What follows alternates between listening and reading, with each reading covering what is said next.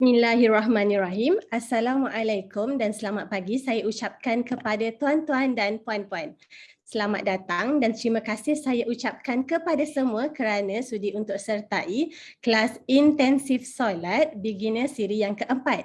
Saya Siti Kiftiah, admin kepada program ini. Sekiranya tuan-tuan dan puan-puan terdapat sebarang permasalahan, boleh direct PM saya melalui WhatsApp ataupun Telegram. Untuk maklumat tuan-tuan dan puan-puan, program ini akan berlangsung selama 3 bulan bermula pada hari ini sehingga Januari 2022 insya-Allah. Kelas ini akan dijalankan pada setiap hari Sabtu jam 8 pagi sehingga 9.30 pagi dan kami ada sediakan 30 minit untuk sesi Q&A iaitu bermula daripada 9.30 pagi sehingga 10 pagi. Andai kata tuan-puan terpaksa keluar awal, boleh untuk tidak stay untuk Q&A session. Okey, diharapkan agar tuan-tuan dan puan-puan dapat memberikan sepenuhnya komitmen sepanjang 3 bulan program ini berjalan. Okey, saya memohon kepada tuan-tuan dan puan-puan sekiranya ingin membuka kamera, diminta untuk tuan-tuan dan puan-puan pastikan bahawa tuan-tuan dan puan-puan memakai pakaian yang sopan dan menutup aurat. Okey, sebelum kita mulakan kelas, saya akan menceritakan serba sedikit tentang latar belakang Ustaz Ibnu Abdul Bari. Okey, nama diberi Ibnu Abdul Bari bin Ubaidillah. Lahir pada 8 Januari 1980, merupakan seorang pengasas dan penasihat syarikat Bi'ana Home Quran, sebuah platform yang membantu masyarakat Islam untuk menyertai kelas mengaji Al-Quran mengikut kesesuaian dan keselesaan pelajar. Okey, bidang kajian beliau adalah bahasa Arab dan sastra Arab. Okay. Beliau menamatkan ijazah sarjana muda dari University Al-Azhar Kahira di Mesir dalam jurusan pengajian Islam dan bahasa Arab pada tahun 2004. Beliau juga telah menamatkan pengajian Pra-Master Drasat Ulia pada bahasa dan sastra Arab di universiti yang sama. Okey, tanpa melengahkan masa lagi, saya akan menjemput Al-Fadil Ustaz Ibnu Abdul Bari untuk meneruskan kelas pada pagi ini. Terima kasih dan selamat menuntut ilmu. Terima kasih Puan Kiftiah, syukron, jazakillah khairan. Assalamualaikum warahmatullahi wabarakatuh. Tuan-tuan dan puan-puan yang dirahmati Allah Subhanahu wa taala. Alhamdulillahilladzi bi ni'matihi tatimmus shalihat. Alladzi hadana li hadza wa ma kunna linahtadiya laula an hadanallah. Asyhadu an la ilaha illallah wahdahu la syarikalah wa asyhadu anna Muhammadan abduhu wa rasuluh. Allahumma salli ala Muhammad wa ala ali Muhammad kama sallaita ala ali Ibrahim innaka Hamidum Majid. Allahumma barik ala Muhammad wa ala ali Muhammad kama barakta ala ali Ibrahim innaka Hamidum Majid. Subhanaka la ilma lana illa ma 'allamtana innaka antal alimul hakim. Allahumma inna nas'aluka ilman nafi'a wa rizqan thayyiba wa amalan mutaqabbala wa sallallahu ala nabi Muhammadin walhamdulillahi rabbil alamin. Tuan-tuan dan puan-puan yang dirahmati Allah Subhanahu wa taala, sebelum kita mulakan kelas kita di pagi hari ini, saya minta kepada tuan-tuan dan puan-puan untuk menyampaikan kepada saya, adakah tuan-tuan boleh mendengar suara saya dengan jelas, boleh nampak gambar saya dengan jelas? Jika audio dan video boleh tuan-tuan dan puan-puan dapatkan dengan baik, maka boleh sampaikan kepada saya. Kita akan segera mulakan kelas kita di pagi hari ini, insyaAllah. Oke, alhamdulillah. Audio dan video oke. Kita akan mulakan kelas kita di pagi hari ini dengan membaca Bismillahirrahmanirrahim. Tuan-tuan dan puan-puan yang dirahmati Allah Subhanahu wa taala, salat adalah satu ibadah yang istimewa, yang spesial, yang berbeza dengan kebanyakan ibadah-ibadah fardu yang lain. Allah Subhanahu wa taala memfardukan puasa dengan Allah Subhanahu wa taala utus Jibril kepada Rasulullah sallallahu alaihi wasallam, memberikan wahyu kepada Rasulullah sallallahu alaihi wasallam akan kewajiban puasa di bulan Ramadan. Allah Subhanahu wa taala juga utus Jibril untuk menyampaikan kepada Rasulullah sallallahu alaihi wasallam akan kefarduan haji. Tapi ketika berkaitan dengan salat, Allah Subhanahu wa taala jemput Rasulullah sallallahu alaihi wasallam dalam satu perjalanan suci, dalam satu perjalanan mulia, dalam satu kemuliaan yang Allah Subhanahu wa taala berikan kepada Rasulullah sallallahu alaihi wasallam, perjalanan Al-Isra wal Mi'raj. Dalam perjalanan itu Allah Subhanahu wa taala memberikan kepada Rasulullah sallallahu alaihi wasallam satu pemberian yang besar sebagai hasil dari perjalanan Al-Isra dan Mi'raj, yaitu kefarduan salat 5 waktu. Maka salat seperti satu hadiah yang Allah Subhanahu wa taala berikan kepada Rasulullah sallallahu alaihi wasallam, dan hadiah yang Allah Subhanahu wa taala berikan kepada umatnya. Maka salat adalah satu ibadah yang berbeza dengan kebanyakan ibadah lain yang Allah Subhanahu wa taala fardukan. Salat adalah satu kefarduan yang masuk dalam rukun Islam. Dan salat seperti yang Rasulullah sallallahu alaihi wasallam sampaikan kepada kita adalah sesuatu amalan yang membezakan antara orang yang beriman dengan orang yang tidak beriman. Pernah Rasulullah sallallahu alaihi wasallam mengatakan, "Al-ahdu bainana wa bainahum wa bainal kufri as-salah." Yang membezakan antara kita dengan mereka, dengan orang-orang yang bukan beriman, adalah salat. Maka jika kita salat, maka alhamdulillah kita telah membawa diri kita, menghimpunkan diri kita bersama dengan orang-orang yang beriman. Tapi jika kita menjauhkan diri dari salat, jika kita tidak salat, maka kita menjauhkan diri kita dari bilangan orang-orang yang beriman. Tuan-tuan dan puan-puan yang dirahmati Allah Subhanahu wa taala, selain salat adalah satu kefarduan, selain salat adalah satu ibadah kepada Allah Subhanahu wa taala, salat juga adalah hubungan antara seorang hamba dengan Allah Subhanahu wa taala. Maka karena ia adalah hubungan antara kita dengan Sang Pencipta, dengan Allah Subhanahu wa taala, maka kita mesti tahu bahwa salat adalah satu ibadah yang mesti kita percantik, mesti kita sempurnakan. Sebab Allah hadiahkan salat kepada kita, dan kita ingin melaksanakannya untuk Allah Subhanahu wa taala, maka laksanakanlah salat dengan bentuk yang sempurna, laksanakan salat dengan bentuk yang paling cantik. Kita alhamdulillah sejak kecil mak bapak kita, atuk kita, ustadz-ustadz kita, guru-guru kita sudah pun mengajarkan kepada kita salat. Salat adalah amalan yang kita lakukan setiap hari.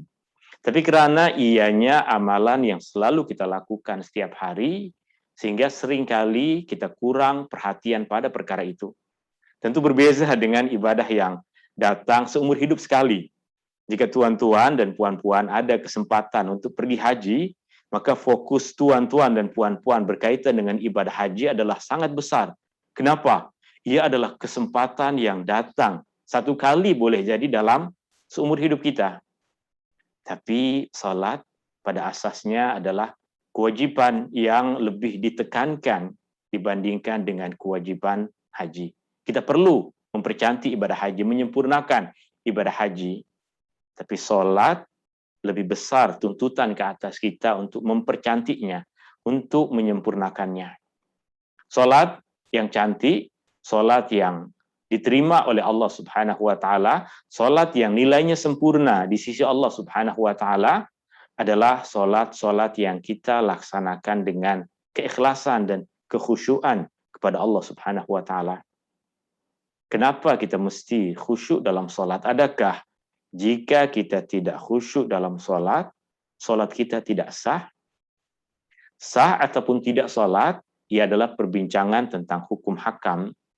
Tapi kita bukan sahaja ingin salat kita disifatkan sebagai salat yang sah dalam pandangan manusia. Tapi kita ingin ada kualiti yang cantik pada salat yang kita tunaikan. Sama ada ia adalah salat fardu ataupun salat nafilah, salat tambahan, salat sunnah yang kita lakukan dalam kehidupan kita sehari-hari. Apa perlunya kita khusyuk di dalam salat kita? Ada beberapa perkara yang boleh kita jadikan sebagai pedoman, sebagai panduan bagi kita untuk kita faham kenapa kita mesti khusyuk dalam salat.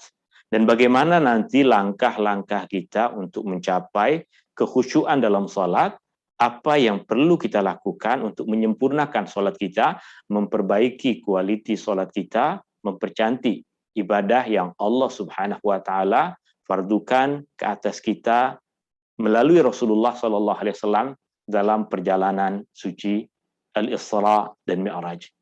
Kenapa kita mesti khusyuk di dalam solat kita? Allah Subhanahu wa Ta'ala sifatkan orang-orang yang khusyuk di dalam solat sebagai orang-orang beriman yang berjaya. Allah Subhanahu wa Ta'ala firmankan, A'udzubillahi minasyaitonir rajim. Qad aflahal mu'minun alladzina hum fi salatihim khashi'un. Sungguh berjaya orang-orang yang beriman. Siapakah orang-orang beriman yang berjaya? Adakah Tuhan masuk dalam kumpulan orang-orang beriman yang berjaya? Saya tahu Tuhan telah mencapai banyak kejayaan. Tapi kejayaan yang ingin kita capai bukan sahaja kejayaan di dunia, tapi juga kejayaan di akhirat.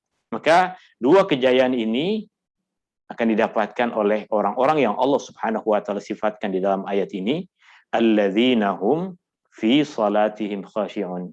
Mereka adalah orang-orang yang khusyuk di dalam salatnya. Keutamaan yang kedua yang kita perlu ketahui bagi orang-orang yang khusyuk adalah kekhusyuan kita di dalam salat akan membawa kita kepada kesempurnaan pahala dari salat itu. Boleh jadi ada orang yang sholat, tapi tidak mendapatkan pahala sedikit pun. Sholat yang dilakukan hanya sekadar menggugurkan kewajiban saja. Sholat yang dia lakukan hanya disifatkan sebagai dia telah tunaikan sholat. Tapi pahala dan kebaikan yang dari sholat itu dia tidak dapatkan. Rasulullah SAW dalam satu hadis yang diriwayatkan oleh Imam Abu Dawud dari Ammar bin Yasir radhiyallahu an, Rasulullah sallallahu alaihi wasallam bersabda, "Innar rajul la yansarifu wa ma kutiba lahu illa usyru salatihi." Ada orang yang selesai mendirikan salat, melaksanakan salat, tapi tidak ditulis pahala baginya melainkan 1/10 sahaja. Atau tusu'uha 1/9, atau thumunuha 1/8, atau sub'uha 1/7, atau sudsuha 1/6, atau khumsuha 1/5, rub'uha 1/4, thuluthuha 1/3, nisfuha separuh dari solat itu. Cantik jika kita dapat pahala separuh dari solat. Macam mana jika hanya 1/10 dari solat yang kita lakukan tiap hari, itu yang kita dapatkan dari Allah Subhanahu wa Ta'ala? Kita tentunya akan bersyukur jika dapat masih ada kebaikan yang kita dapatkan dari solat kita, tapi tentunya semua yang kita harapkan adalah apa yang kita lakukan, setiap kebaikan yang kita laksanakan, setiap amal yang kita buat, kita akan tengok balasannya di akhirat dengan sempurna. Itu yang kita harapkan. Perkara yang ketiga yang membuat kita mesti bersemangat untuk belajar macam mana mempercantik solat kita, memperindah solat kita, membuat solat kita lebih khusyuk adalah satu janji yang disebutkan oleh Rasulullah Sallallahu Alaihi Wasallam. Dan kita semua tahu Rasulullah Sallallahu Alaihi Wasallam tidak membuat janji dari dirinya sendiri. Wa ma yantiqu 'anil hawa in huwa illa wahyu yuha. Apa yang Rasulullah Sallallahu Alaihi Wasallam sampaikan bukan berasaskan kepada hawa nafsu. Apa yang dia sampaikan adalah berasaskan kepada wahyu yang diwahyukan kepadanya. Maka benar Rasulullah Sallallahu Alaihi Wasallam ketika beliau mengatakan, "Ma min muslimin yatawadda." Tiada seorang muslim yang berwudu, fayuhsinu wudu'ahu, lalu dia mempercantik, menyempurnakan wudunya, thumma yaqumu fayusalli rak'atain. Kemudian dia bangkit, berdiri dan salat 2 rakaat. Muqbilun alaihima biqalbihi wa wajhi. Di mana dalam salat itu hati dia menghadap Allah Subhanahu wa taala. Wajah dia tunduk kepada Allah Subhanahu wa taala, illa wajabat lahul jannah. Melainkan mesti dia akan mendapatkan surga. Orang yang mempercantik wudu dan sholat, meskipun sholat yang dilakukan hanya 2 rakaat, tapi sholat tersebut muqbilun alaihima biqalbihi wa wajhi. Hati dan tubuh badan dia, wajah dia, semua tunduk menghadap kepada Allah Subhanahu wa taala, tidak fokus fikirkan benda-benda yang lain, tidak dilalaikan dengan perkara-perkara yang lain.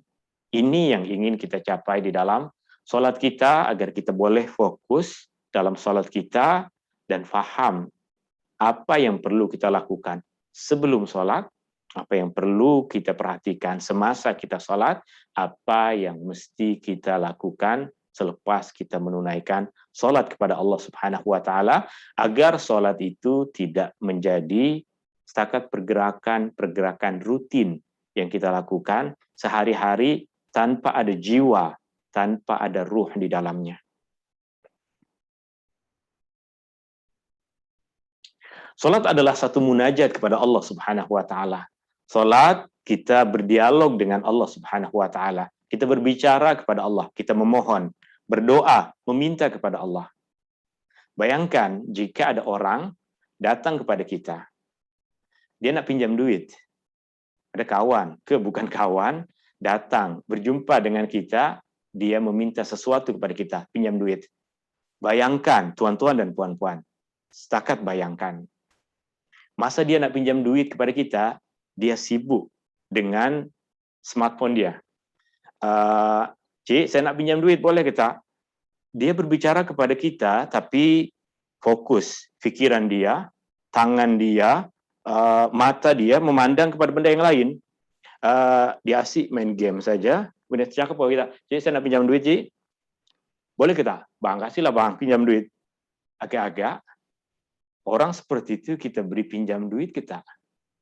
Jika dia pun tidak dihalau oleh kita, dia dah rasa selamat, tapi tentunya ini menggambarkan bagaimana keadaan sebahagian dari umat Islam ketika mereka mendirikan salat. Mulut dia mengucapkan, Rabbighfirli, ya Allah, wahai Tuhanku, ampunilah aku. Hati dia lalai, hati dia memikirkan benda ini, hati dia memikirkan benda itu, nanti lepas salat nak makan di mana ya? Kerja belum habis lagi.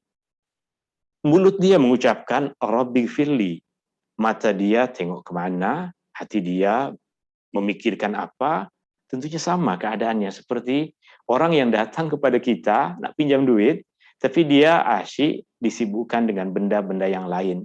Kita pun nampak tak sopan orang yang bersikap seperti itu ketika dia ada hajat kepada kita. Solat munajat kepada Allah, maka kita mesti lakukan dengan kesempurnaan hati kita. Bukan saja mulut kita meminta, hati juga tidak lalai kepada Allah Subhanahu wa taala. Solat adalah munajat kepada Allah, solat adalah doa kepada Allah Subhanahu wa taala. Dan Rasulullah sallallahu alaihi wasallam berkaitan dengan doa, dia sampaikan kepada kita, ud'ullah wa antum muqinuna bil ijabah. Berdoalah kepada Allah. Serulah Allah dalam keadaan kamu yakin Allah mesti mendengar, Allah mesti mengabulkan. Wa'lamu annallaha la yastajib du'aan min qalbin ghafilin lahin. Dan ketahuilah, sungguh Allah Subhanahu wa taala tidak akan mengabulkan seruan doa dari hati yang lalai. Hati yang lalai, mulut berbicara kepada Allah, tapi hati tidak tengah bertutur kepada Allah Subhanahu wa taala. Hati asyik memikirkan perkara-perkara dunia dan perkara-perkara yang lain. Tuan-tuan dan puan-puan yang dirahmati Allah Subhanahu wa taala, ada satu ayat Al-Qur'an yang Allah Subhanahu wa taala turunkan yang sangat penting untuk kita perhatikan. Ayat ini yang akan menjadi panduan utama di dalam kelas kita. Tuan-tuan dan puan-puan cantik jika ingat ayat ini. Jika tuan-tuan dan puan-puan hafal bahagian dari ayat ini pun cantik. Jika tidak, dalam nota yang saya telah kongsikan kepada tuan-tuan dan puan-puan, saya telah sampaikan ayat ini, nama surah dia, dan nambah ayatnya, boleh setiap masa kita tengok ayat ini untuk kembali mengingat apa yang kita pelajari di dalam kelas ini, apa yang menjadi tujuan kita berhimpun bersama dalam tempoh masa yang tak sekejap, 3 bulan, tujuan kita hanya untuk melaksanakan apa yang terkandung di dalam firman Allah Subhanahu wa taala, "Ya ayyuhalladzina amanu", wahai orang-orang yang beriman, tuan-tuan beriman, puan-puan beriman, maka ketahuilah ini seruan untuk tuan-tuan dan puan-puan, untuk kita semua. Jika kita tahu diri kita orang yang beriman, ini adalah seruan untuk kita. La taqrabus shalah, jangan kamu menghampiri salat, mendekati salat. Wa antum sukara, dalam keadaan kamu semua mabuk. Hatta ta'lamu ma taqulun, sehingga kamu sedar, sehingga kamu tahu apa yang kamu perkatakan, apa yang kamu ucapkan.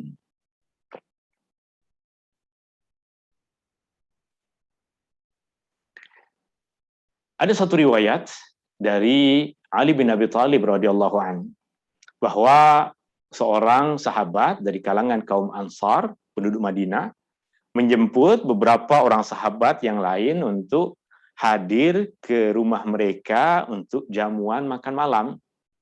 Dan dulu orang-orang Arab makan malam sebelum maghrib. Selepas asar, sebelum maghrib mereka makan malam. Maka dihidangkan kepada mereka makanan, dan selepas dihidangkan makanan akan dihidangkan minuman. Dan pada masa itu, ketika permulaan hijrah Rasulullah SAW, Allah tak lagi menurunkan ayat Al-Quran yang mengharamkan arak, yang mengharamkan minuman keras. Maka pada masa itu, sebahagian dari sahabat masih terbiasa untuk minum arak. Arak pada masa itu tidak lagi diharamkan. Maka dihidangkan arak, maka mereka pun minum.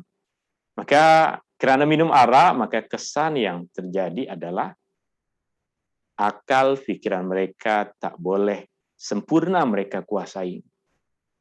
Sehingga yang terjadi selepas itu, Ali bin Abi Thalib, atau dalam sebahagian riwayat yang lain, ada sahabat yang lain, Abdurrahman bin Auf misalnya, memimpin sholat, tapi kisahnya adalah sama, memimpin sholat.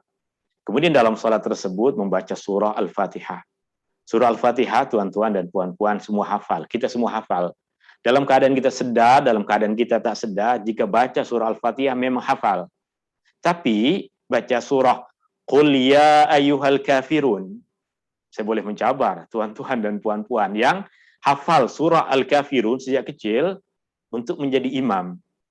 Agak-agak boleh kita membaca surah Qul ya Al-Kafirun. Kita yang tidak mabuk, kita yang berada dalam keadaan sedar, baca surah Al-Kafirun akan ulang-ulang. Wala ana abidum ma'abatum wala antum abiduna ma'abud wala. Habis-habis kita baca surah Al-Kafirun. Maka yang terjadi pada masa itu, imam membaca surah Al-Kafirun, lalu terkeliru membacanya. Terkeliru membacanya mungkin sampai pada keadaan yang tak patut. Sepatutnya dalam surah Al-Kafirun, wala ana abidum ma'abattum, aku tidak menyembah apa yang kamu sembah. Aku tidak menghambakan diri kepada apa yang kamu, wahai orang-orang kafir, menghambakan diri. Tapi yang terbaca boleh jadi, aku menyembah apa yang kamu sembah. Terkeliru, bukan karena sengaja, tapi karena sholat dalam keadaan mabuk. Sholat dalam keadaan tak sedar apa yang mereka baca. Maka Allah Subhanahu wa Ta'ala kemudian menurunkan ayat yang tadi kita baca.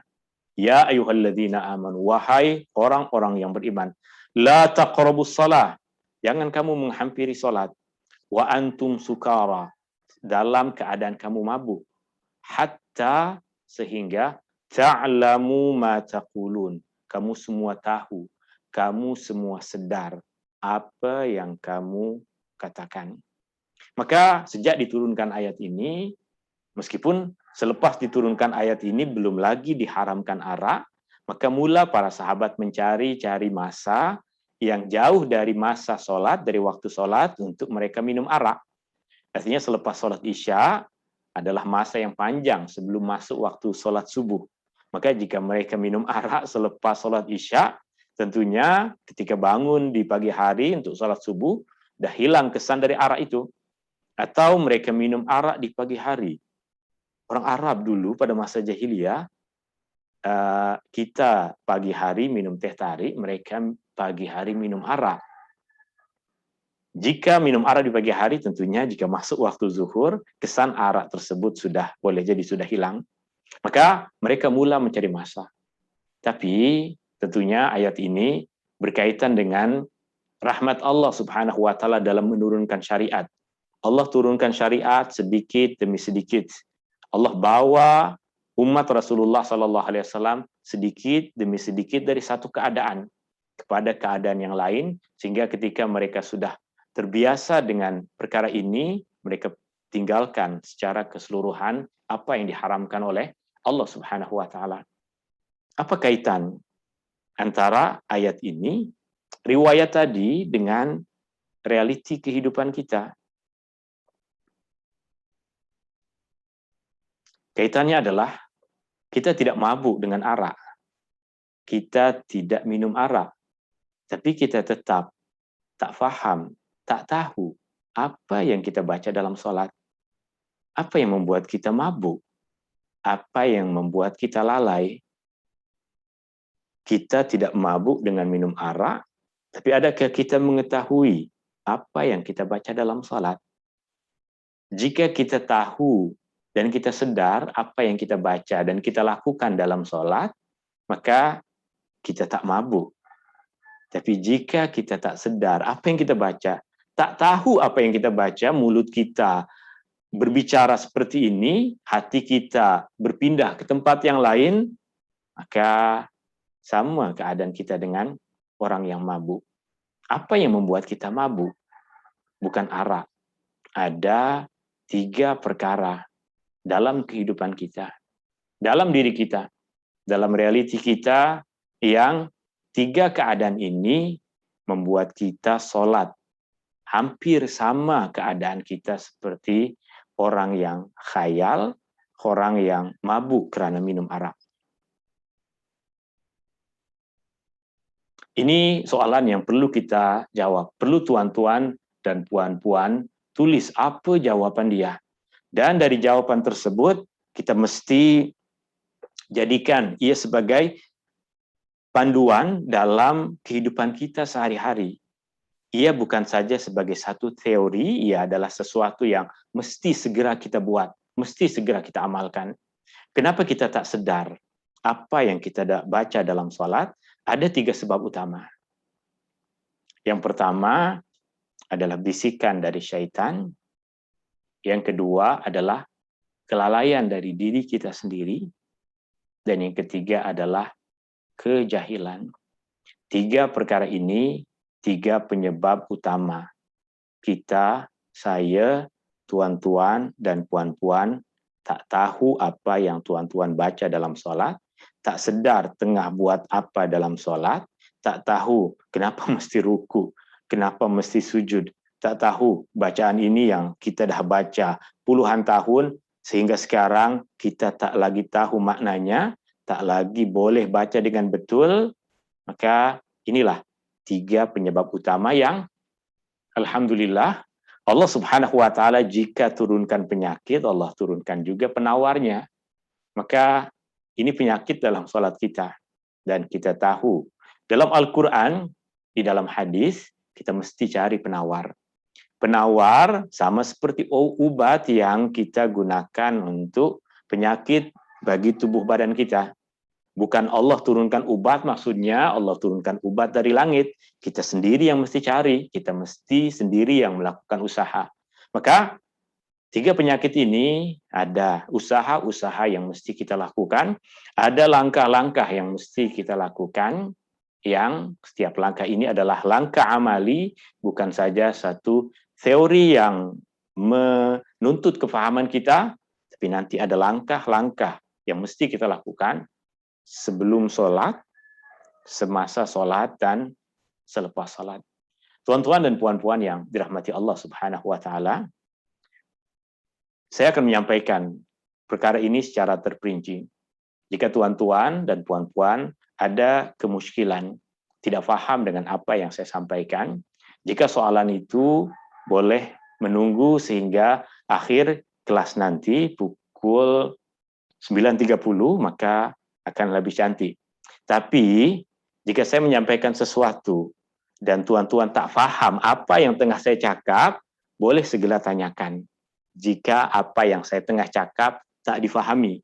Tapi jika apa yang saya cakap difahami, tapi ada kemuskilan pada satu perkara, maka boleh soalan disampaikan di akhir kelas nanti, atau boleh tuan-tuan dan puan-puan tulis di dalam chat, nanti admin akan membacakan soalan yang tuan-tuan dan puan-puan tulis.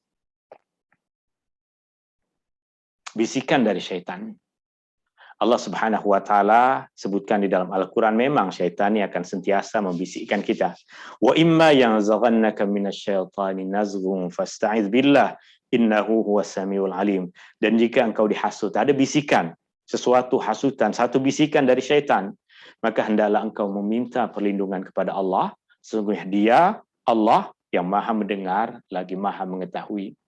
Jika syaitan membisikkan, mengganggu solat kita, maka kita mesti bersyukur kepada Allah Subhanahu wa taala, sebab kita dijadikan oleh syaitan sebagai musuh yang layak untuk diganggu. Yang sudah tak betul adalah ketika syaitan sudah menjadi kawan kepada kita, tak payah diganggu lagi nih, tak payah dibisikkan lagi, ini memang kawan kepada syaitan. Sehingga jika kita ada gangguan dari syaitan dalam kehidupan kita, maka inna syaitana lakum adu fattakhidhuhu aduwa. Syaitan adalah musuh, dan jadikanlah ia musuh. Maka jika kita sentiasa bermusuhan dengan dia, ada gangguan dari dia, alhamdulillah, itu tanda bahwa kita masih dalam golongan yang bermusuhan dengan syaitan. Dan kelalaian, Allah Subhanahu wa taala firmankan dalam Al-Qur'an, fawailul lil musallin alladzina hum an salatihim sahun. Maka kecelakaan yang besar bagi orang-orang yang salat, yaitu yang mereka lalai daripada salatnya. Ini 3 penyebab utama. Yang kedua kelalaian, dan yang ketiga adalah kejahilan, yang Allah Subhanahu wa taala firmankan di dalam Al-Qur'an, qul hal yastawil ladzina ya'lamuna wal ladzina la ya'lamun innama yatadzakkaru ulul albab. Katakanlah, adakah sama orang yang ada ilmu dengan orang yang tiada ilmu? Adakah sama antara orang yang mengetahui dengan orang yang tidak mengetahui? Yang tentunya yang boleh mengambil pengajaran dan petunjuk hanyalah orang-orang yang memiliki akal yang sempurna. Ini 3 penyebab utama, tapi bukan tujuan kita mengetahui penyebab, kita ingin mempelajari solusinya. Bagaimana kita menjauhkan diri dari bisikan syaitan, bagaimana kita menjauhkan diri dari kelalaian, dan bagaimana kita hilangkan kejahilan dari diri kita. Ini langkah-langkah yang perlu kita lakukan. Bisikan syaitan akan sentiasa ada. Rasulullah Sallallahu Alaihi Wasallam pun terkadang ada syaitan yang datang mengganggu Rasulullah Sallallahu Alaihi Wasallam. Tapi kekuatan keimanan Rasulullah Sallallahu Alaihi Wasallam, perlindungan yang Allah Subhanahu Wa Taala berikan kepada Rasulullah Sallallahu Alaihi Wasallam membuat Rasulullah Sallallahu Alaihi Wasallam terhindar dari perkara ini. Para sahabat mempelajari cara-cara menjauhkan diri dari bisikan syaitan dari Rasulullah Sallallahu Alaihi Wasallam, dari ayat-ayat Al-Quran, dari hadis-hadis Nabi Sallallahu Alaihi Wasallam. Kita coba untuk menghimpunkan langkah-langkah yang mesti ada dalam kepala kita, dalam pikiran kita, dalam diri kita, pada mulut kita, pada perbuatan kita. Langkah-langkah yang mesti kita lakukan untuk menjauhkan diri kita dari bisikan syaitan. Langkah yang pertama adalah kita mesti tanamkan dalam diri kita keyakinan bahwa syaitan lemah, bisikan syaitan lemah. Ini berasaskan kepada apa yang Allah Subhanahu wa taala firmankan kepada kita, inna kaida syaitani kana dha'ifa. Sesungguhnya tipu daya syaitan itu lemah, dan syaitan tidak ada kuasa melainkan untuk membisikkan keburukan kepada manusia. Dia tidak ada kuasa untuk membuat suara yang mengganggu kita dalam sholat. Dia tidak ada kuasa untuk menggerakkan tubuh badan kita sehingga kita jauh dari pergerakan sholat. Dia tak ada kuasa untuk mengganggu mulut kita sehingga mulut kita mengucapkan perkara-perkara yang salah dalam sholat. Tapi yang syaitan lakukan adalah dia hanya berbisik kepada kita. Maka tipu daya syaitan adalah lemah. Tipu daya syaitan lemah, tapi kita semua tahu.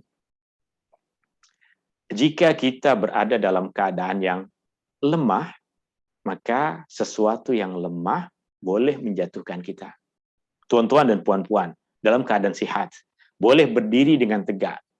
Jika ada cucu ke anak kecil yang tolak tuan-tuan dan puan-puan, boleh tetap berdiri dengan tegak.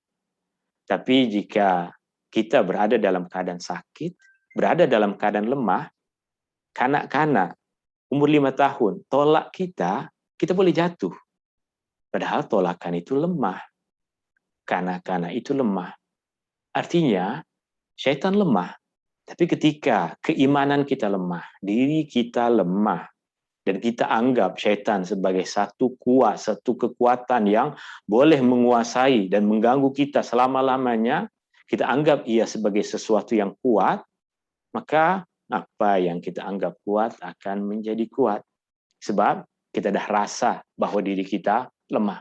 Kita kena tahu, kita manusia, orang yang dipilih oleh Allah Subhanahu wa taala untuk memimpin dunia ini. Bukan syaitan.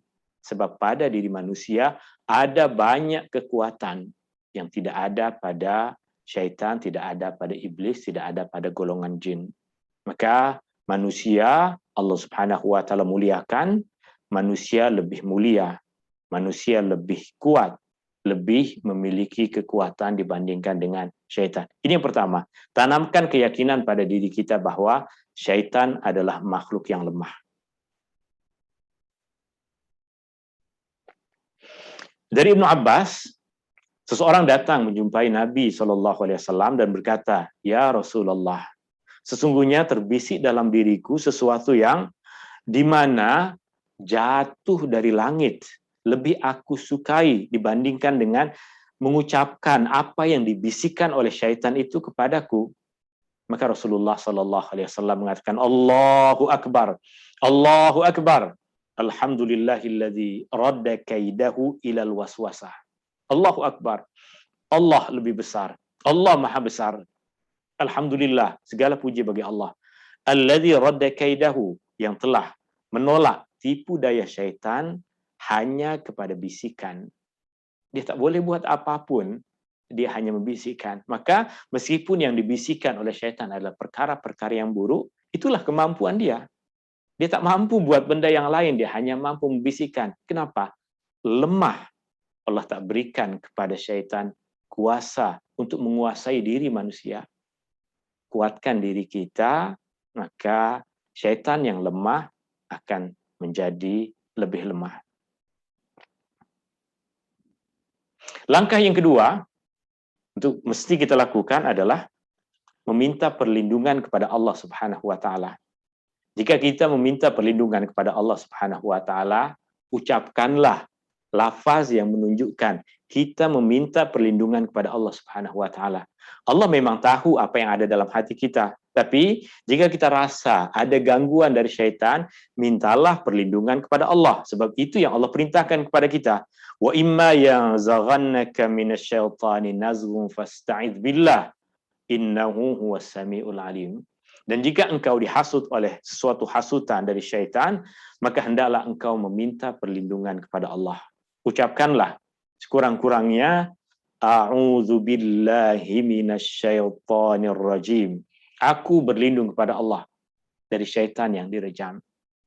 Bila masa kita mengucapkan itu, jika kita rasa pada diri kita ada bisikan syaitan, sama ada di dalam solat ataupun di luar solat, sama ada kita tengah berada dalam keseorangan ataupun kita tengah berada bersama dengan orang ramai, ucapkanlah a'udzubillahi minasyaitonir rajim ketika kita rasa kuat gangguan dan bisikan syaitan datang kepada kita.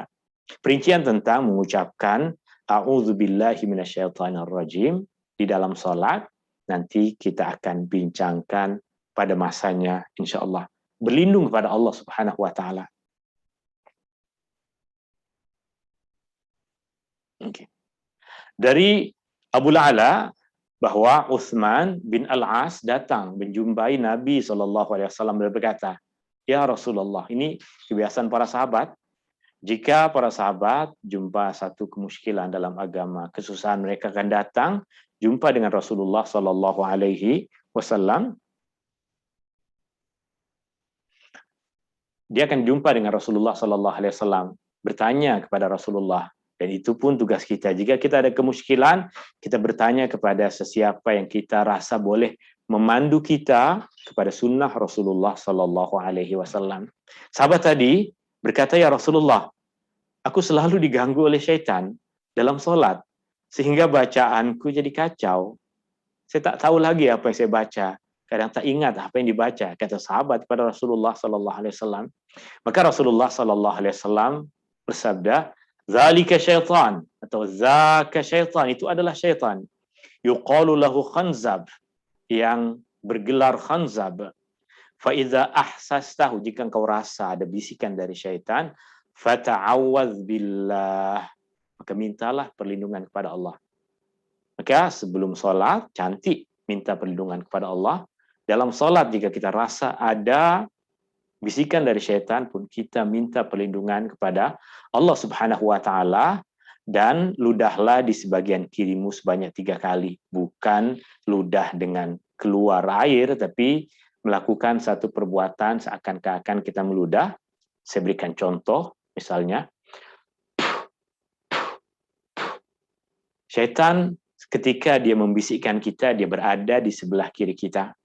Maka kita minta perlindungan kepada Allah Subhanahu wa taala dan lakukan perbuatan seperti itu untuk menghinakan syaitan yang tengah mengganggu kita dalam salat.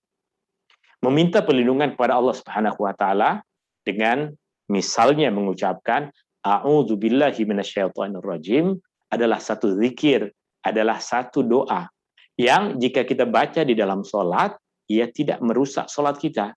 Sebab solat adalah munajat antara kita dengan Allah Subhanahu wa taala. Bukankah dalam solat kita membaca Al-Fatihah? Iya, membaca Al-Fatihah. Sebelum Al-Fatihah kita baca a'udzubillahi minasyaitonirrajim. Macam mana jika kita tengah duduk antara dua sujud, bisikan syaitan itu datang kepada kita, adakah kita ucapkan a'udzubillahi minasyaitonirrajim? Iya, ucapkanlah a'udzubillahi minasyaitonirrajim. Dan ludahilah, hinakanlah syaitan itu, agar dia tahu bahwa kita berlindung kepada yang maha kuat. Dia tiada kuasa, syaitan tiada kuasa, melainkan mengganggu dan memberikan bisikan kepada kita. Boleh ke mengucapkan a'udzubillahi minasyaitonirrajim masa duduk, misalnya masa duduk antara dua sujud? Bukankah pada masa duduk antara dua sujud kita membaca zikir yang lain? Zikir yang lain yang diajarkan oleh Rasulullah SAW kita baca, tapi Rasulullah ajarkan kepada kita bila-bila masa ada bisikan syaitan yang mengganggu kita, segera berlindung kepada Allah Subhanahu wa taala. Perincian tentang perkara itu pun insyaallah nanti kita bahas pada masanya.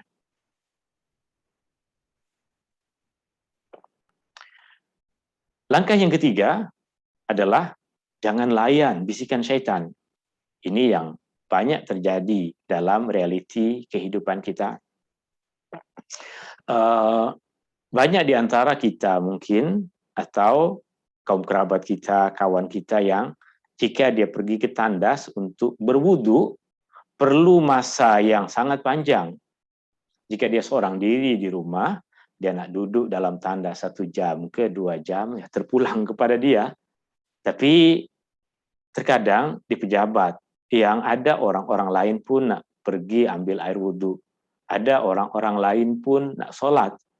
Tapi kawan ini, ataupun mungkin kita, duduk lama di dalam tandas sebab ragu. Masa kita tengah membasuh kaki. Tadi tangan dah basuh ke belum ya? Ulang lagi wudhu. saja aku nak ulang lagi wudu. Kemudian ketika membasuh tangan, wajah tadi dah basuh ke belum ya? Tadi saya dah niat ke belum? Ulang lagi wudu. Apa yang tuan-tuan dan puan-puan lakukan jika seperti itu adalah tuan-tuan dan puan-puan tengah mengikuti apa yang dipandukan oleh syaitan. Apa yang patut kita lakukan? Tak payah layan, dah sampai kaki, dah basuh kaki, basuhlah kaki. Lepas kaki apa yang mesti kita buat? Keluar dari tandas dan baca doa selepas wudhu, itu yang kita lakukan. Lalu bagaimana? Saya rasa ada bisikan, belum lagi basuh tangan. Tengok tangan basah ke tak? Jika tangan memang masih kering, tuan-tuan belum berwudhu lagi. Jika tangan basah, wajah basah, rambut, kepala nampak basah, semua basah, kenapa perlu kita mengulang wudhu kita hanya kerana syaitan suruh kita buat? Jangan layan bisikan syaitan, jangan ikuti bisikan syaitan. Kita tengah membasuh kaki, basuhlah kaki. Lepas basuh kaki, dah sempurna wudhu kita. Itu rukun yang sebelum terakhir. Jika dah membasuh kaki, kita tahu wudhu kita dah tertib, maka kita segera membaca doa selepas wudhu dan kita boleh sholat. Adapun bisikan syaitan, tidak ada kesannya. Bisikan syaitan tidak membatalkan wudhu. Bisikan syaitan tidak merusak wudhu kita. Itu wudhu. Macam mana pula dengan sholat? Kita tengok pada apa yang Rasulullah SAW pandukan kepada kita dalam satu hadis yang diriwayatkan oleh Al-Bazzar, satu riwayat yang sahih. Rasulullah SAW bersabda, Ya'ti ahadakum asyaitan fi salati. Salah seorang di antara kamu akan selalu ada syaitan yang datang dalam solatnya.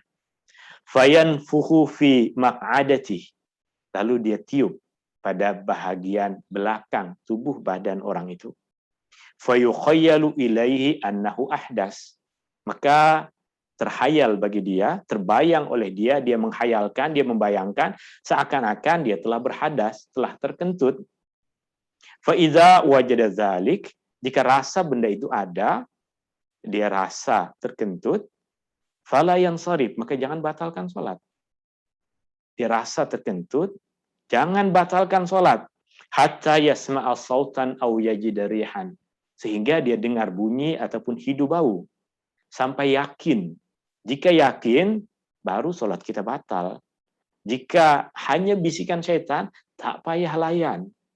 Syaitan bisikan kepada kita. Kita tengah berada dalam rakaat yang kedua.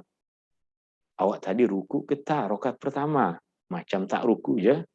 Tak payah layan bisikan syaitan. Apa yang perlu kita buat? A'udzubillahi minasyaitonirrajim. Itu yang kita buat. Tak payah layan bisikan syaitan. Jangan batalkan solat kita. Solat jika tak ruku, tak sah solat kita. Kita fikir macam itu. Jika kita batalkan solat kita jauhi Rasulullah dalam bimbingan yang Rasulullah berikan, dan kita layan syaitan, kita ikuti syaitan. Patutkah kita dalam hukum hakam sholat ikut syaitan, dan kita jauhi Rasulullah? Kita nak sholat ikut syaitan, ke nak sholat ikut Rasulullah SAW? Jangan layan bisikan-bisikan syaitan. Apapun yang ragu dalam sholat kita, ia tidak membatalkan. Ia tidak membatalkan sholat kita. Sholat hanya terbatalkan dengan sesuatu yang yakin. Yakin saja, mesti terjadi, pasti terjadi, betul-betul terjadi. Itu membatalkan sholat. Tuan-tuan dah terkentut, ya batal sholat. Tuan-tuan sengaja membiarkan aurat ternampak masa sholat, batal sholat. Itu sesuatu yang yakin yang terjadi. Tapi bisikan syaitan yang membisikkan kepada kita, tadi rakaat pertama macam tak baca Fatihah tuh. Rakaat pertama sujud macam 1 kali tuh. Itu tak merusak sedikit pun sholat kita. Itu membuat kita bertambah yakin. Kita sholat dengan betul, sebab syaitan geram sangat dan kita selalu bisikkan kita. Jika kita sholat main-main, syaitan tak akan layan kita. Dia tak akan ganggu kita. Jika kita main-main dalam sholat kita pun dah bertukar sifat jadi syaitan, maka syaitan tak akan ganggu kita. Selagi ada gangguan dari syaitan, Rasulullah Sallallahu Alaihi Wasallam berikan panduan kepada kita, fala yansarif. Jangan batalkan sholat kita, jangan cancel sholat kita, jangan patah balik dalam sholat kita, sehingga kita yakin apa yang kita sangkakan itu terjadi. Itu langkah-langkah yang kita lakukan, yang perlu kita lakukan untuk menjauhkan diri dari bisikan syaitan. Kita boleh tengok kembali video ini, dan dalam pertemuan yang akan datang, apa yang selalu kita bahas akan kita berikan ringkasan. Tadi kita sebutkan, kita mesti yakin bisikan syaitan itu lemah. Kita mesti berlindung kepada Allah Subhanahu wa taala, minta perlindungan kepada Allah Subhanahu wa taala. Jangan layan bisikan dari syaitan. Jika syaitan membisikkan sesuatu di dalam salat kita, maka jangan layan, jangan ikuti apa yang dibisikkan oleh syaitan. Lalu bagaimana kita menjauhkan diri dari kelalaian? Kadang kelalaian disebabkan oleh bisikan syaitan. Kadang kelalaian disebabkan oleh diri kita, keadaan pada diri kita. Maka banyak benda-benda yang mesti kita kawal, mesti kita lakukan, mesti kita perhatikan sebelum kita sholat, agar dalam sholat kita tak lalai. Jangan dalam sholat kita yang kita nak pikirkan saja, nak balik kampung. Dalam sholat kita yang kita pikirkan adalah makan apa lepas sholat, itu kelalaian dari diri kita. Jangan semua benda yang buruk dalam salat kita fitnah syaitan. Ini syaitan mesti ini. Boleh jadi sebab kita sendiri yang melakukan perkara-perkara yang menyebabkan kita lalai di dalam salat kita. Maka ada beberapa langkah yang mesti kita lakukan agar kita tidak lalai di dalam salat kita. Yang pertama, sebelum kita mulakan sholat, benda-benda yang kita rasa boleh mengganggu sholat kita jauhkan. Atau kita sholat di tempat yang tidak ada benda-benda yang mengganggu itu. Jika kita sholat di dekat television yang tengah menyiarkan satu program, memang kita akan terlalaikan dengan benda itu. Jauhkan diri dari benda itu ketika kita akan sholat. Jika smartphone ini akan mengganggu kita dalam sholat kita silent dia terlebih dahulu. Kita off dia terlebih dahulu. Kita letak di tempat lain terlebih dahulu agar kita tidak terganggu dalam sholat kita. Jauhkan perkara-perkara yang mengganggu sebelum kita memulakan sholat kita. Rasulullah SAW selalu sholat fardu di masjid. Tapi sholat nafilah lebih banyak dilakukan oleh Rasulullah SAW di rumah. Maka sebelum zuhur Rasulullah akan sholat di rumah. Selepas zuhur Rasulullah SAW akan sholat di rumah. Ada keadaan yang satu masa Rasulullah SAW dapat satu hadiah kain. Maka kain tersebut dijadikan oleh Aisyah, istri Rasulullah SAW, sebagai tirai untuk menutup bahagian salah satu bahagian dalam bilik Rasulullah SAW yang bertepatan bahagian yang diletakkan kain tersebut oleh Aisyah radhiyallahu anha adalah arah kiblat. Anas bin Malik meriwayatkan Aisyah memiliki qiram, sehelai kain lembut yang memiliki corak warna. Ada coraknya, ada gambar lukisan dia, mungkin gunung, mungkin bunga, mungkin tak tahu apa benda yang ada di dalam qiram tersebut, yang dengannya dia menutup salah satu sisi rumah Rasulullah SAW yang bertepatan dengan sisi arah kiblat. Maka Nabi SAW berkata kepada Aisyah, "Amiti anna qiramaki hadza." Pindahkan qiram ini, kain tadi pindahkan. Karena gambarnya terpampang di depan saya semasa saya sholat. Gambarnya mengganggu.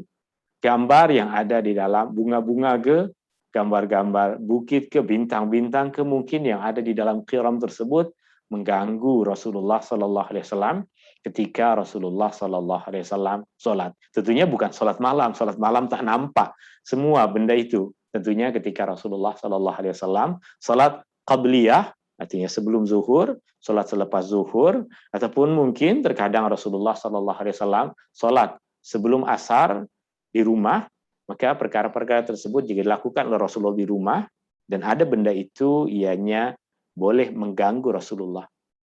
Rasulullah sahaja boleh terganggu dengan perkara itu, maka kita pun tahu, jika ada di dekat kita sesuatu yang memiliki kemungkinan mengganggu kita dalam sholat, maka jauhkan, ketepikan benda itu sebelum kita memulakan sholat kita.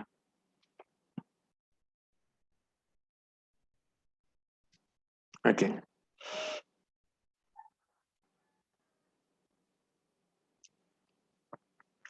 Dalam hadis yang lain, Rasulullah SAW bersabda, "La salata bihadrati ta'am, wala huwa yudafi'uhu al-akhbathan."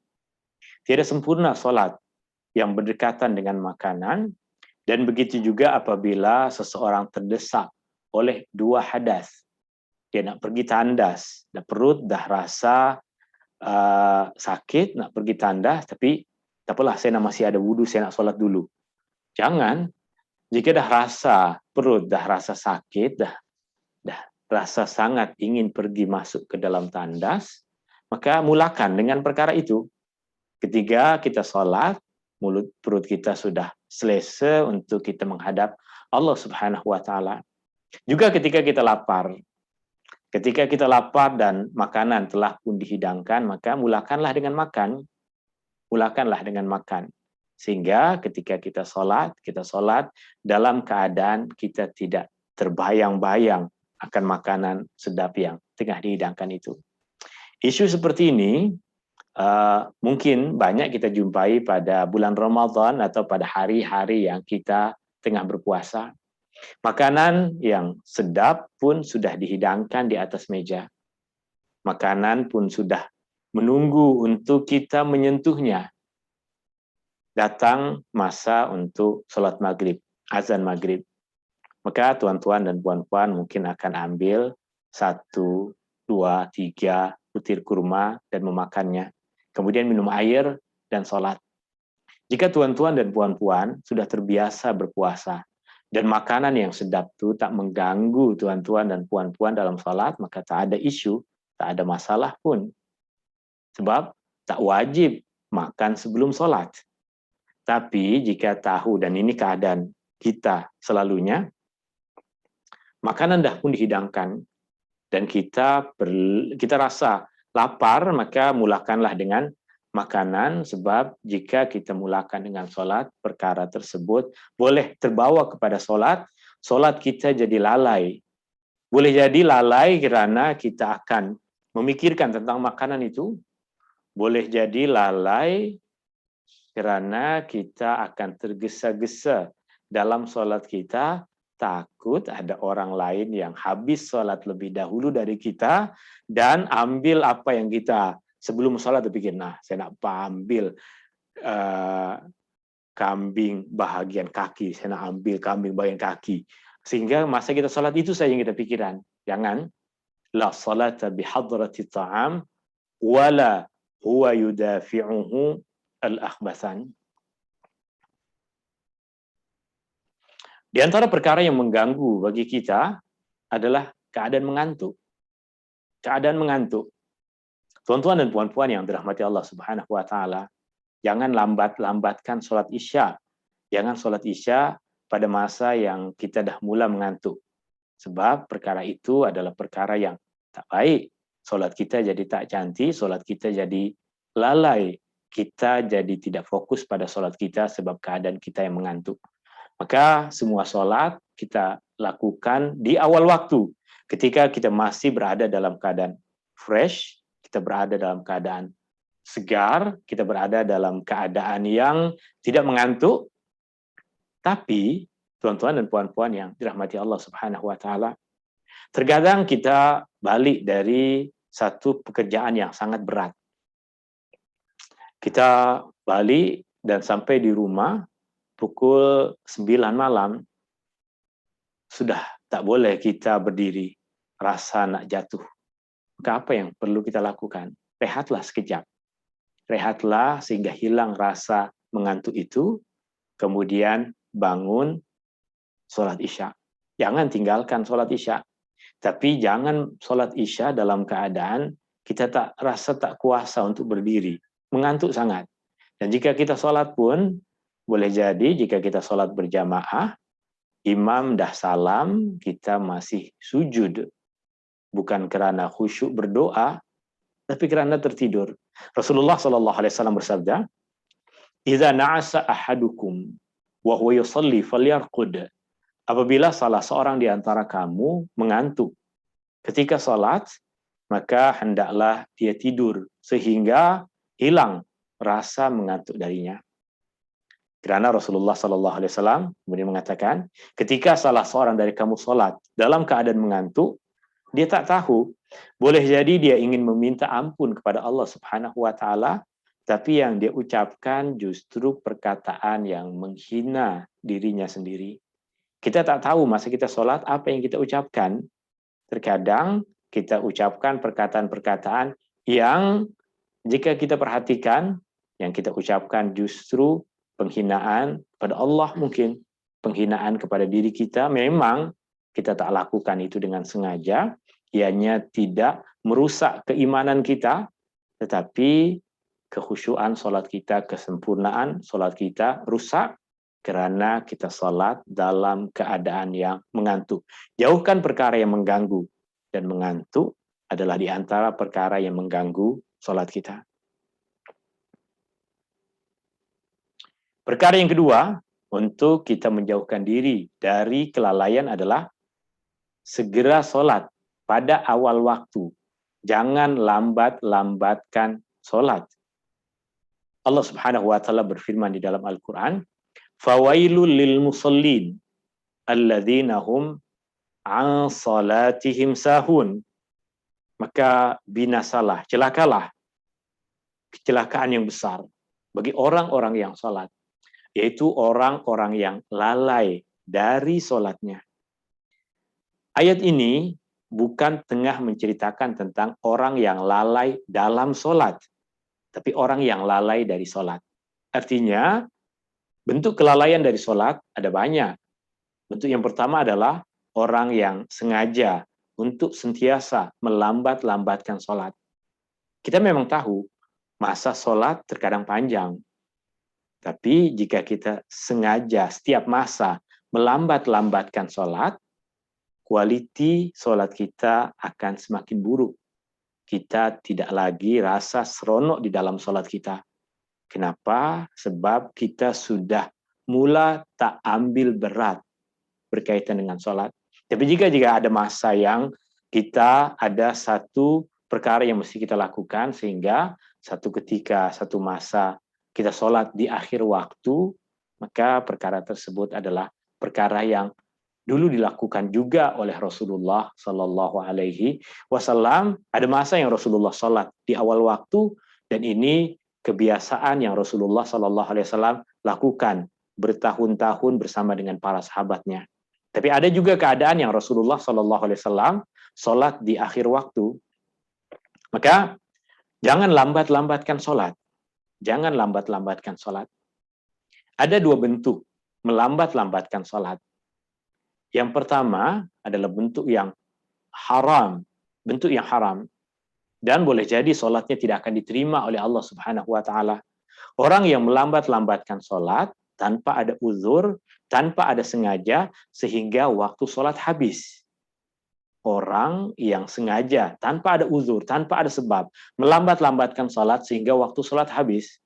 Tak sholat zuhur lagi sehingga masuk waktu asar. Atau tak sholat asar lagi sehingga masuk waktu maghrib. Tak sholat maghrib lagi sehingga waktu isya, tanpa ada uzur, tanpa ada sebab yang membolehkan kita untuk melambatkan sholat. Perkara itu haram, dan sholat adalah kewajiban yang Allah Subhanahu wa taala telah tentukan masanya. Innas salata kanat 'alal mu'minina kitaban mawquta. Sesungguhnya sholat adalah kewajiban yang Allah Subhanahu wa taala wajibkan, yang telah ditentukan masanya. Salat telah ditentukan masanya, maka sesiapa yang memberanikan diri untuk sholat bukan pada waktunya, dia telah melanggar perintah Allah Subhanahu wa taala. Sholat boleh disifatkan sebagai sholat yang sah, tapi apa kebaikan dari sholat jika tidak diterima oleh Allah Subhanahu wa taala? Tuan-tuan dan puan-puan yang dirahmati Allah Subhanahu wa taala, terkadang ada di dalam kehidupan kita, mungkin kawan kita, mungkin ahli keluarga kita yang jika bekerja di pejabat, dia tidak sholat sehingga balik ke rumah. Maka sampai di rumah, dia akan mula sholat zuhur, asar, maghrib, isya pada waktu isya. Jika perkara tersebut terjadi karena keadaan darurat, maka masih ada jalan untuk dia melakukan perkara yang sedemikian. Tapi jika perkara itu menjadi satu amalan kebiasaan, dia telah melakukan satu perkara yang salah. Dan boleh jadi sholatnya tidak diterima oleh Allah Subhanahu wa taala. Ada amal perbuatan yang wajib dilakukan di siang hari, yang apabila dilakukan di malam hari tidak akan diterima oleh Allah Subhanahu wa taala. Ada amalan yang dilakukan di malam hari yang jika dilakukan di siang hari tidak akan diterima oleh Allah Subhanahu wa taala. Puasa, tuan-tuan, rasa puasa di siang hari berat, panas. Saya lebih memilih untuk berpuasa di malam hari, meskipun masa lebih panjang, saya lebih selesa. Tak apalah, puasa lebih panjang masa, tapi saya puasa di malam hari. Boleh ke puasa di malam hari? Kita sendiri yang punya masa untuk berpuasa. Allah tentukan kita berpuasa di siang hari, kita pindahkan kepada malam hari. Adakah ia puasa yang diterima? Tak diterima. Allah fardukan sholat zuhur dan asar di siang hari. Jika kita buat di malam hari, adakah dia amalan yang diterima?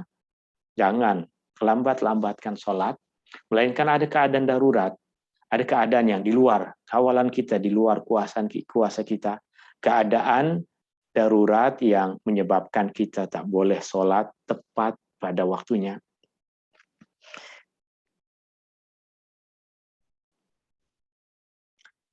Ummu Farwah radhiyallahu anha, Rasulullah Shallallahu Alaihi Wasallam pernah ditanya, apakah di antara amalan-amalan yang lebih utama, di antara amalan yang lebih utama, yang paling utama yang disebutkan oleh Rasulullah Shallallahu Alaihi Wasallam adalah as-salatu fi awwali waqtiha, salat pada awal waktunya. Salat pada waktunya adalah ibadah yang utama. Salat pada awal waktu adalah ibadah yang lebih utama. Sebab ia yang paling banyak dilakukan oleh Rasulullah Sallallahu Alaihi Wasallam di dalam kehidupannya. Ada masa yang Rasulullah sengaja sholat di akhir waktu. Satu hari ada seseorang datang dari satu perkampungan ingin belajar kepada Rasulullah Sallallahu Alaihi Wasallam tentang waktu sholat. Orang ini bukan saja belajar untuk diri dia, tapi dia akan menjadi guru kepada orang-orang Islam yang berada di kampung itu. Maka Rasulullah Shallallahu Alaihi Wasallam perintahkan kepada dia untuk duduk beberapa hari di Madinah. Tengok bagaimana Rasulullah Shallallahu Alaihi Wasallam sholat. Pada waktu apa Rasulullah Shallallahu Alaihi Wasallam sholat? Maka pada hari yang pertama Rasulullah Shallallahu Alaihi Wasallam sengaja sholat di awal waktu. Subuh, zuhur, asar, maghrib, isya, sholat di awal waktu. Pada hari yang kedua Rasulullah Shallallahu Alaihi Wasallam sholat di akhir waktu. Maknanya sholat zuhur sebelum datang waktu asar, di akhir waktu. Maka pada hari yang ketiga Rasulullah Shallallahu Alaihi Wasallam panggil sahabat tadi, mana yang beberapa hari itu bertanya tentang waktu-waktu sholat. Maka datang sahabat itu dan Rasulullah Shallallahu Alaihi Wasallam mengatakan, al waktu ma baina hazain. Waktu sholat adalah antara dua masa ini. Maka jika kita paham perkara ini, kita tahu bahwa memang waktu sholat adalah waktu yang berkepanjangan dalam banyak sholat. Tapi jika kita membiasakan diri kita untuk sholat di akhir waktu tanpa ada sebab, hanya karena perkara-perkara yang melalaikan, hanya karena kepentingan-kepentingan dunia, maka kita telah membawa diri kita kepada kelalaian di dalam sholat. Maka selepas kita hadir dalam kelas ini, kita mesti memegang satu komitmen, sholat mesti kita lakukan di awal waktu. Sholat mesti kita lakukan di awal waktu, jangan tunda-tunda, jangan lambat-lambatkan sholat.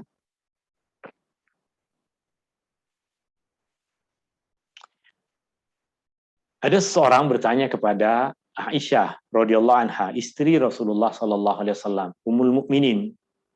Dia bertanya apa yang biasa dilakukan oleh Nabi sallallahu alaihi wasallam masa hidup dulu di dunia, di rumah. Aisyah menjawab, kana yakunu fi mihnati ahli. Dia melakukan pekerjaan bersama dengan ahli keluarganya. Apa yang perlu dikemas di rumah, Rasulullah akan kemas bersama dengan ahli keluarga. Apa yang perlu dibersihkan, Rasulullah akan bersihkan bersama dengan ahli keluarga. Apa yang perlu dimasak, Rasulullah akan bantu bersama dengan ahli keluarga. Aisyah mengatakan, kana yakunu fi mihnati ahli.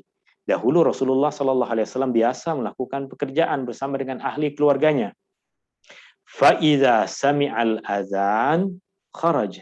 Tapi jika dah datang waktu salat, dia akan segera pergi sholat. Rasulullah Shallallahu Alaihi Wasallam yang patut untuk kita contoh. Apapun kesibukan kita, seruan azan akan sama. Allahu Akbar, Allahu Akbar. Tuan-tuan dan puan-puan tahu apa maksud Allahu Akbar. Mungkin kita tengok maksud dari Allahu Akbar adalah Allah Maha Besar, Allah Maha Besar. Tuan-tuan dan puan-puan yang dirahmati Allah Subhanahu Wa Taala, perkataan besar di dalam bahasa Arab adalah kabir. Dan kita pun tahu, Al-Kabir yang bermaksud maha besar adalah nama di antara nama-nama Allah Subhanahu wa taala. Kabir dengan akbar, dua lafaz yang berbeza. Kabir bermaksud besar, tapi akbar bermaksud lebih besar, lagi besar. Jika kita berbicara tentang benda, misalnya, contoh saya katakan, rumah saya besar, baiti kabir, rumah saya besar. Tapi rumah Tuhan lagi besar. Wa baituka akbar, rumah Tuhan akbar, lagi besar. Maknanya perkataan akbar, asas maknanya adalah lebih besar. Seruan azan, Allahu Akbar, Allahu Akbar. Seruan azan itu membisikkan kita bahwa apa yang kita buat ini sekarang, kita tengah bekerja mencari nafkah, iya adalah perkara yang besar. Tapi seruan Allah untuk mendirikan salat adalah lebih besar. Allah lebih besar. Seruan untuk salat adalah lebih besar. Salat adalah lebih besar. Ingat kepada Allah adalah lebih besar dibandingkan dengan apa sahaja amal perbuatan dunia yang kita rasa itu besar. Kita rasa ini saya mencari nafkah untuk ahli keluarga saya, banyak pun orang-orang yang saya bantu. Iya, itu adalah perkara yang besar. Itu adalah kebaikan yang besar. Tapi seruan azan itu, dia membisikkan kepada kita, Allah lagi besar. Allahu Akbar. Allahu Akbar. Jika kita pula menjawab seperti yang diucapkan oleh muazin, Allahu Akbar, Allahu Akbar, tapi kita tetap besarkan apa yang kita pentingkan di dunia ini lebih dari seruan Allah Subhanahu wa taala, maka seakan-akan kita tengah menipu. Seakan-akan kita tengah menipu. Kita mengatakan Allahu Akbar, Allahu Akbar, Allah lebih besar, Allah lebih besar, tapi tak apalah, Allah boleh tunggu, tapi pekerjaan ini jika saya tak ambil sekarang, bila masa lagi saya dapat kesempatan seperti ini. Tak salah jika perkara tersebut hanya sekali, dua kali kita lakukan, maknanya kita ada kesibukan tertentu dunia yang membuat pada hari itu kita melambatkan sholat, tapi Allahu Akbar mesti kita pahami sebagai seruan yang membisikkan ke telinga kita bahwa apapun perkara besar yang kita lakukan berkaitan dengan dunia, seruan Allah Subhanahu wa taala adalah lebih besar. Jangan lambatkan salat.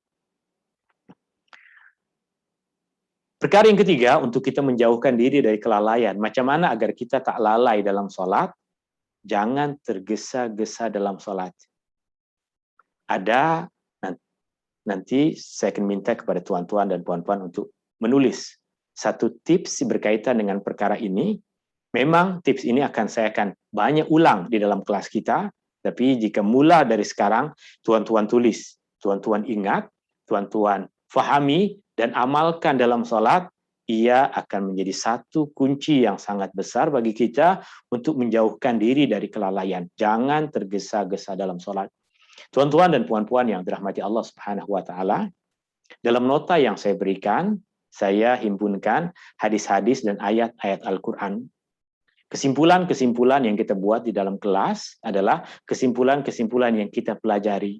Tuan-tuan, jika rasa kesimpulan tersebut adalah sesuatu yang perlu untuk tuan-tuan tulis, maka tuan-tuan boleh menulis, sama ada masa dalam kelas, tapi lebih cantik, tuan-tuan tulis nanti selepas kelas, tengok kembali video ini, dan tulis apa yang rasa perlu ditulis. Tuan-tuan dan puan-puan yang dirahmati Allah Subhanahu wa Ta'ala, sebelum saya berikan tips yang berkaitan dengan perkara ini, kita baca apa yang ada di dalam hadis sahih yang diriwayatkan oleh Imam Ahmad ini.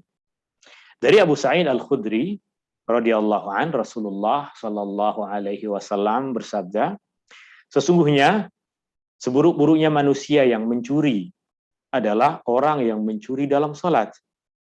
Mencuri dalam salat. Maka para sahabat bertanya, ya Rasulullah, macam mana orang boleh mencuri dalam salat? Rasulullah sallallahu alaihi wasallam bersabda, la yutimmu ruku'aha wala sujudaha. Dia tak ruku dan sujud dengan betul, tak ruku dan sujud dengan sempurna.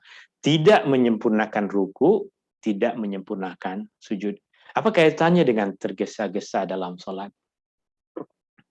Tuan-tuan dan puan-puan yang dirahmati Allah Subhanahu wa Ta'ala, tips yang perlu tuan-tuan tulis atau perlu tuan-tuan fahami, tak tulis sekarang pun, nanti dalam kelas selalu akan saya ulang.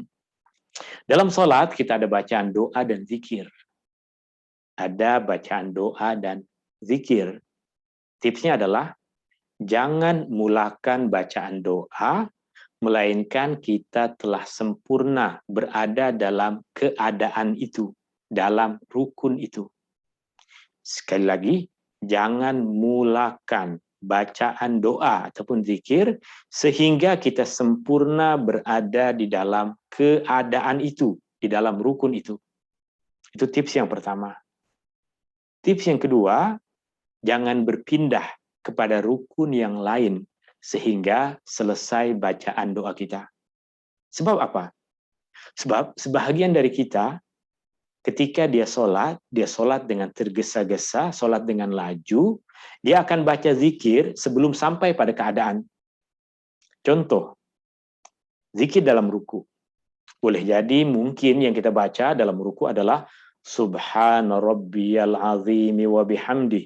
Subhana rabbiyal azimi wa bihamdi. Ada orang yang zikir dalam ruku, mula dia baca ketika dia bergerak untuk ruku. Allahu Akbar, Subhana rabbiyal azim wa bihamdi, Subhana rabbiyal azim, Subhana rabbiyal azim wa bihamdi, sami Allahu liman hamidah. Dia telah melakukan dua kesilapan yang bercanggah dengan tips yang tadi kita berikan. Dia telah memulakan bacaan zikir sebelum sampai kepada keadaan ruku. Dan dia telah berpindah, meninggalkan ruku sebelum bacaan dia habis. Maka confirm, orang yang sholat seperti ini, sholatnya mesti tergesa-gesa. Sholatnya mesti laju. Kadang kita tengah duduk di satu tempat, ada orang yang tengah sholat. Laju sangat. Kita coba untuk ikuti bacaan dia. Dia takbiratul ihram, kemudian kita baca Al-Fatihah. Bismillahirrahmanirrahim. Alhamdulillahirabbil alamin. Arrahmanirrahim. Maliki yaumiddin. Iya, baru sampai iya karena na'budu dia dah ruku. Macam mana dia baca Al-Fatihah? Macam mana dia baca Al-Fatihah? Kemudian dia ruku. Kita coba baca Subhana Rabbiyya. Baru Subhana Rabbiyya, belum lagi 3 kali Subhana. Dia bangkit dari ruku.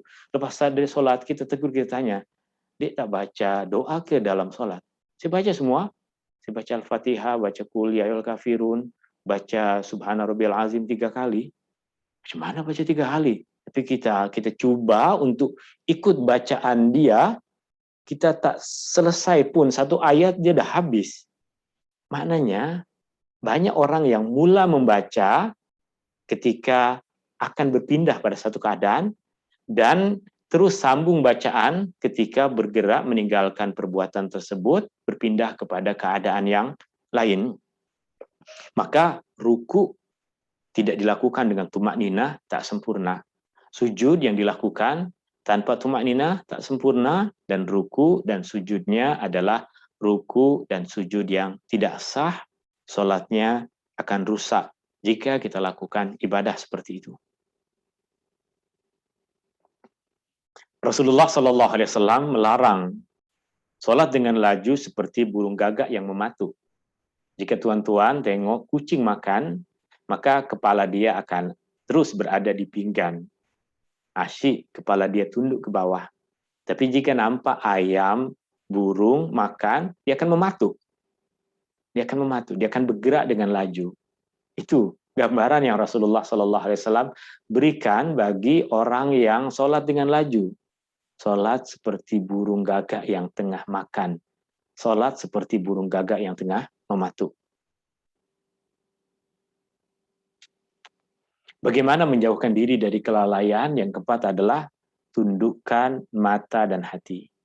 Dalam solat, kita dilarang untuk tengok ke atas, tengok ke kanan, tengok ke kiri. Kita diminta oleh Rasulullah SAW, dicontohkan oleh Rasulullah SAW untuk menundukkan hati kita dan pandangan wajah kita ke tempat kita sujud.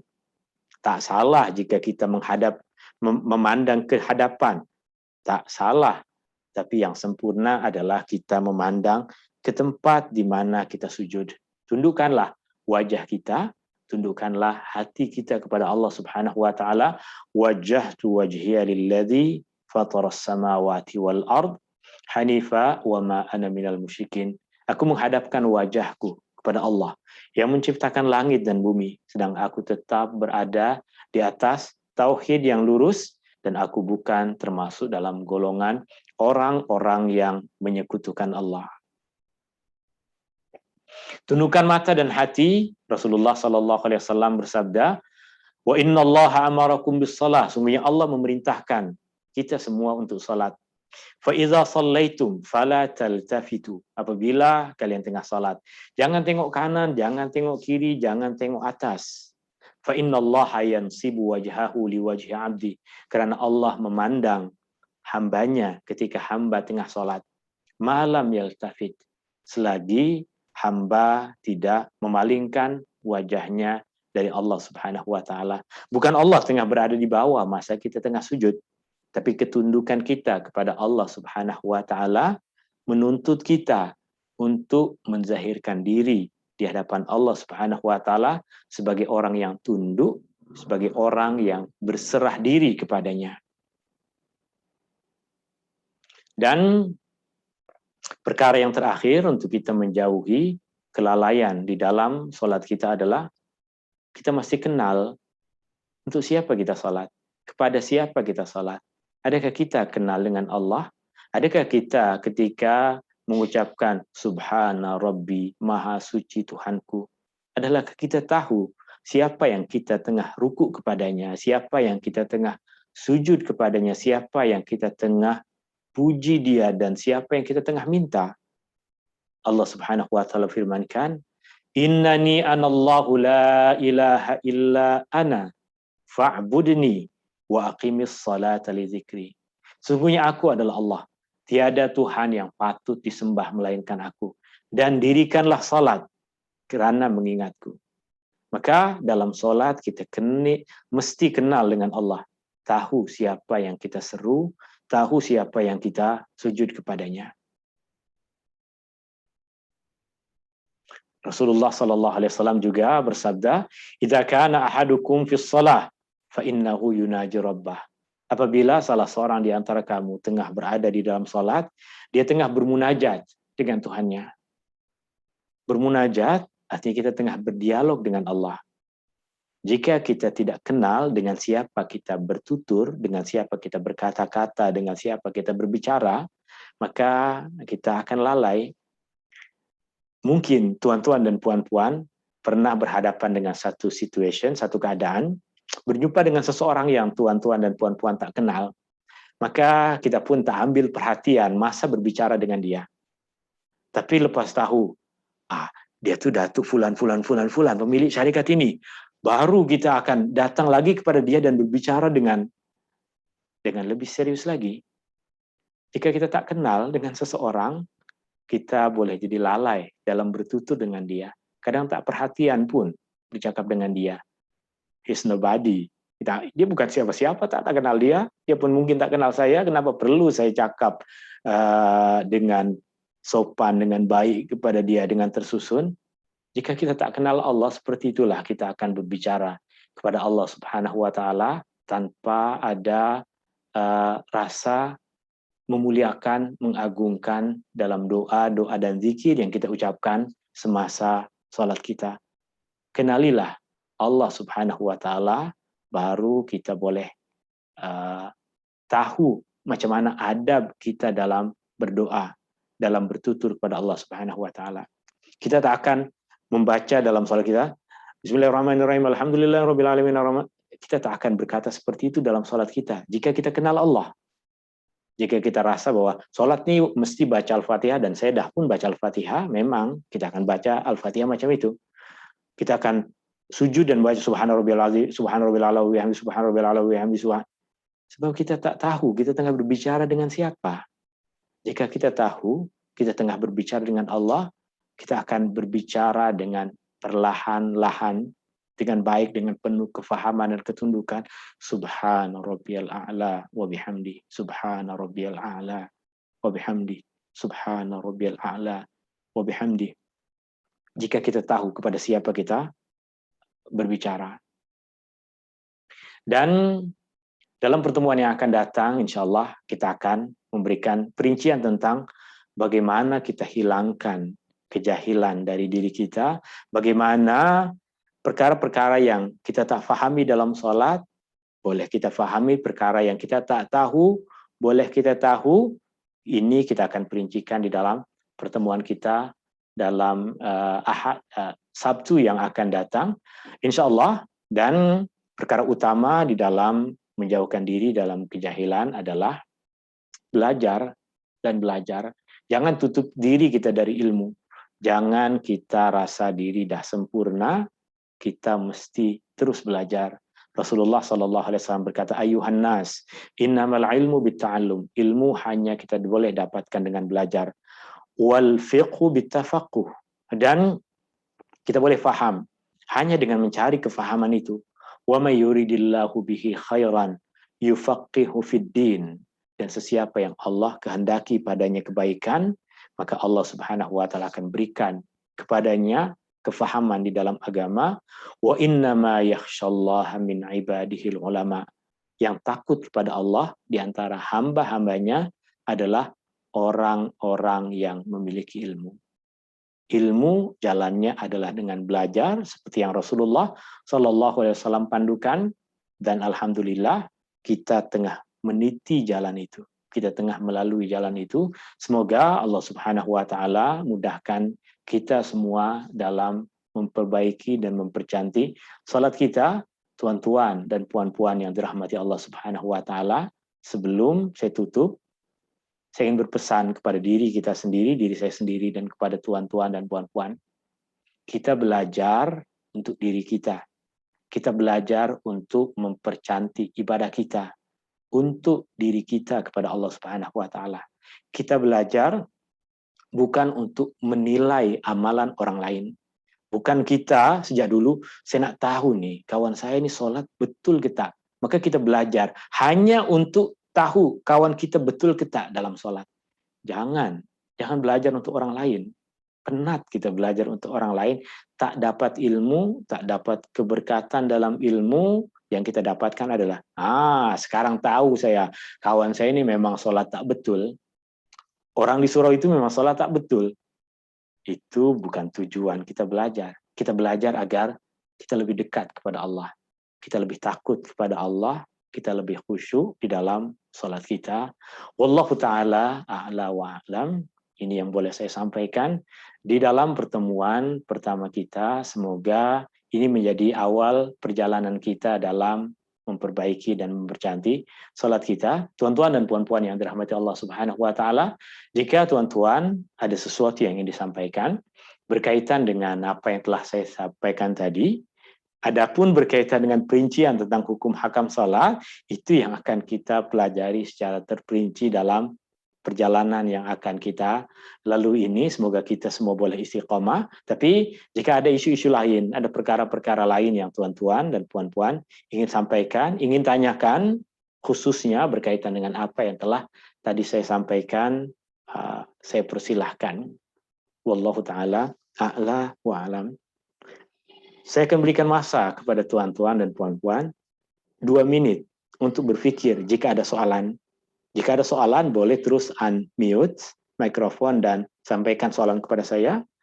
Lepas 2 menit ini, saya akan berikan kesempatan kepada admin untuk membaca jika ada soalan yang tertulis, dan kita akan tutup majelis kita di pagi hari ini, insya Allah.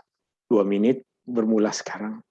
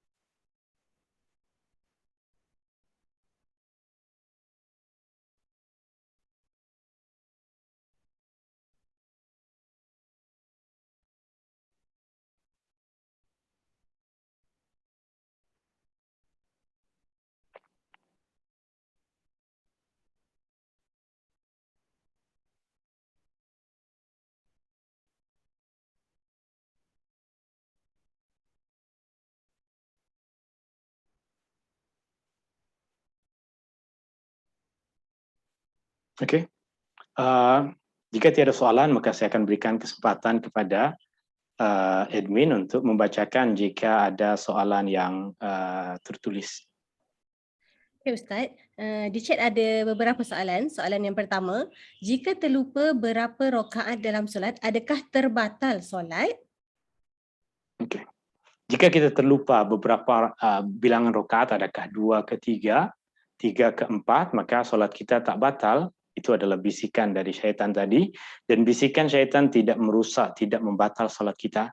Tapi ada perkara yang mesti kita lakukan. Yang mesti kita lakukan adalah ketika kita ragu akan bilangan rakaat solat, maka kita ambil bilangan yang paling sedikit di antara yang diragukan itu. Antara 2 dengan 3, kita yakin telah buat 2, maka kita anggap kita telah solat 2 rakaat. Jika ia adalah maghrib, maka tambahkanlah 1 rakaat untuk menyempurnakan solat maghrib menjadi 3 rakaat.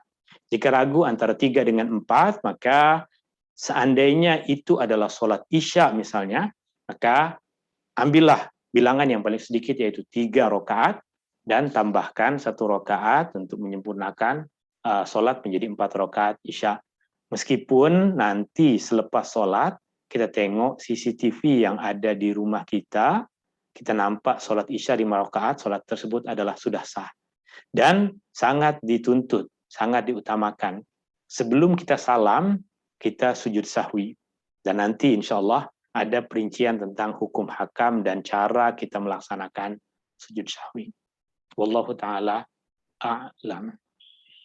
Soalan kedua, apakah pandangan Ustaz sekiranya kita mulai solat semula sekiranya semasa solat kita was-was mengenai turutan bacaan surah atau tertib solat?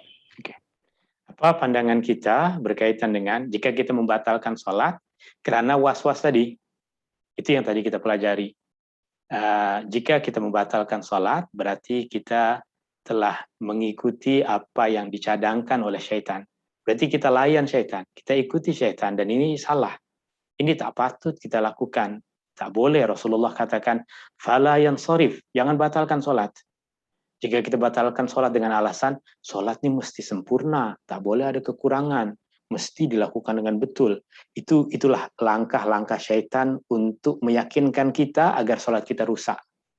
Syaitan pandai menyusun kata-kata seperti itu. Maka seakan-akan kita buat benda yang baik. Tapi hakikatnya kita tengah mendengar nasihat dari syaitan dan kita layan. Syaitan bisikan kepada kita, tadi rakaat yang pertama awak tak baca Fatihah dengan betul. Rakaat pertama tadi awak ruku tak baca pun. Rakaat yang pertama tadi sujud macam 1 kali. Kita lalu batalkan sholat kita dengan alasan sholat mesti dilakukan dengan betul dan sempurna. Nah, sekarang syaitan dah jumpa cara untuk mengganggu kita. Dia akan terus ganggu kita seperti itu.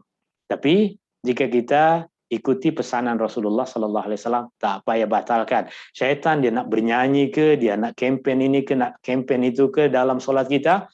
Syaitan biarlah dia berbisik, kita terus sholat pada apa yang kita lakukan. Jika kita tengah sujud dan ada bisikan rukuk ke belum, maka sujudlah, sambung terus. Sempurnakan sholat macam tiada apapun yang terjadi. Jangan batalkan sholat kita hanya kerana bisikan dari syaitan. Itu diantara inti pembahasan utama yang kita pelajari di kelas pagi hari ini. Wallahu ta'ala a'la wa a'lam. Ya, Ustaz, soalan yang ketiga. Ketika solat selalu menguap, adakah solat kita dianggap sah? Menguap tidak membatalkan salat. Jika menguap tersebut kerana bilik tersebut kurang oksigen, kurang pengudaraan yang buruk, maka sebelum salat kita perlu buka tingkap, maka perlu lakukan sebelum salat. Jika kita mengantuk tadi, maka kita minum kopi dulu ke, kita mandi dulu ke agar tidak mengantuk. Jika menguap tadi memang sudah penyakit yang ada pada kita, menguap tidak membatalkan salat, tidak merusak solat. Ya, soalan seterusnya, bolehkah kita memalingkan kepala dalam solat untuk menghina khanzab seperti yang Ustaz sebut tadi? Tidakkah itu membatalkan solat kerana kita berpaling dari kiblat? Okey. Yang membatalkan solat, berpaling dari kiblat adalah ketika tubuh badan kita menjauh dari arah kiblat. Jika ini arah kiblat, kemudian kita menghadap ke sana dengan sengaja tanpa ada penyebab, bukan kerana dalam situasi-situasi yang nanti kita akan perincikan, maka solat kita terbatal. Adapun tengok kanan, tengok kiri adalah perkara yang tak baik dalam solat jika dilakukan tanpa sebab. Tapi melakukan perkara tadi, meniupkan, menghinakan khanzab tadi adalah perkara yang diajarkan oleh Rasulullah Sallallahu Alaihi Wasallam. Maka ia adalah amalan yang jika kita lakukan dalam solat ataupun di luar solat, ianya adalah amalan yang mengikuti sunnah Rasulullah, tidak sedikit pun merusak solat kita. Maka kita tidak akan jumpai pandangan apapun dari para ulama yang menyatakan batal solat kita kerana tengok ke kiri untuk menghinakan syaitan tadi di dalam solat kita. Wallahu ta'ala a'la wa a'lam.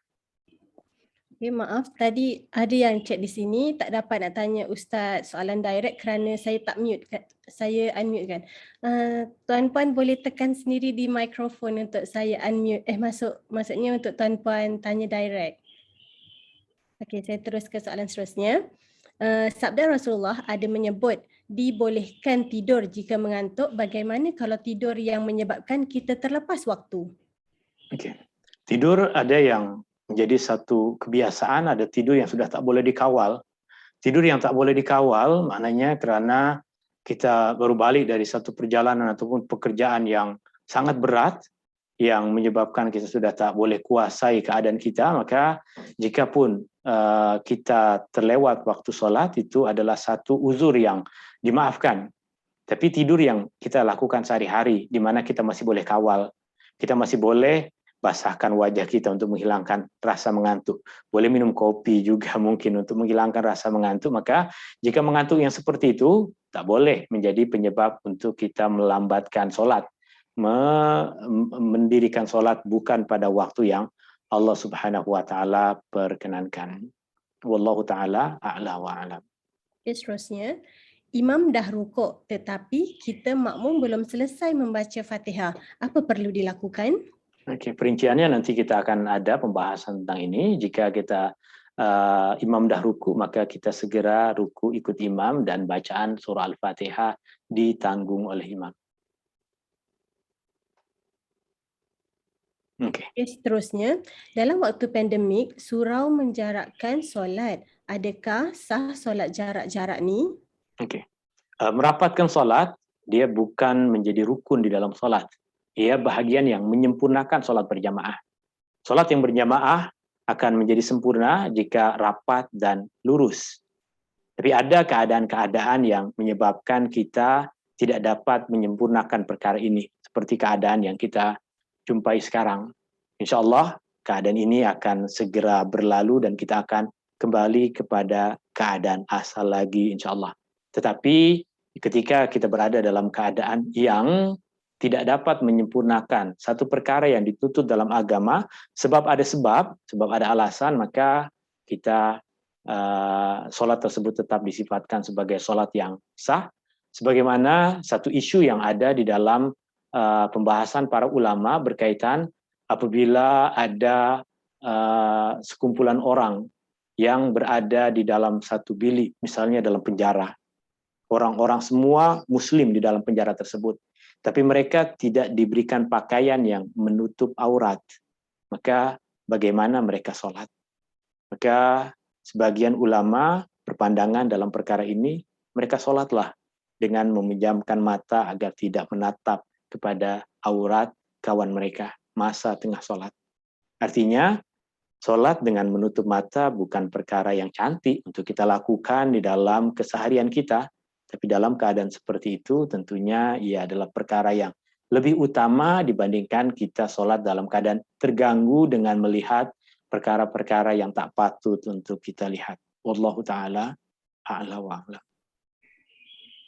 Seterusnya, saya sering menangguh membuang air kecil selepas solat maghrib menunggu isyak kerana tidak mahu ke tandas masjid takut percikan air kecil terkena dekat pakaian. Apakah hukum solat isyak saya? Jika menahan buang hajat, menahan kencing, maka solatnya jadi lalai, itu menambah kelalaian dalam solat kita. Solat tetap disifatkan sebagai solat yang sah. Tapi jika solatnya disifatkan sebagai solat yang lalai, apa cantik solat yang sah, tapi disifatkan sebagai solat yang lalai. Yang Rasulullah SAW katakan tadi, la salata bihadratit ta'am wala huwa yudafi'uhu al-akhbathan. Maka pergilah ke tandas dan buang apa yang patut dibuang, kemudian ambil wudhu kembali. Keraguan kita akan ada percikan tidak membatalkan salat. Jika kita ragu benda tersebut tidak merusak apapun dalam salat kita, itu bisikan syaitan, tak payah layan. Nanti terkena percikan. Hayalan dan keraguan tidak merusak ibadah. Yang merusak adalah, saya nampak dengan yakin air tersebut terkena pada kain saya. Maka basuhlah kain itu. Basuhlah bahagian yang terkena.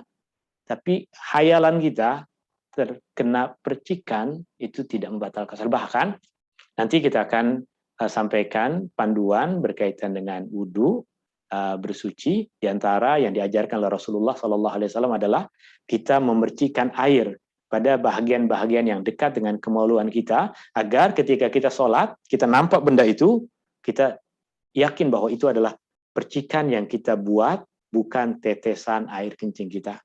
Lepas kita kencing, kemudian kita ambil air, percikan pada bahagian kain kita, seluar kita, agar kita yakin ada nampak basah, itu adalah percikan yang kita buat, bukan air kencing yang menetes.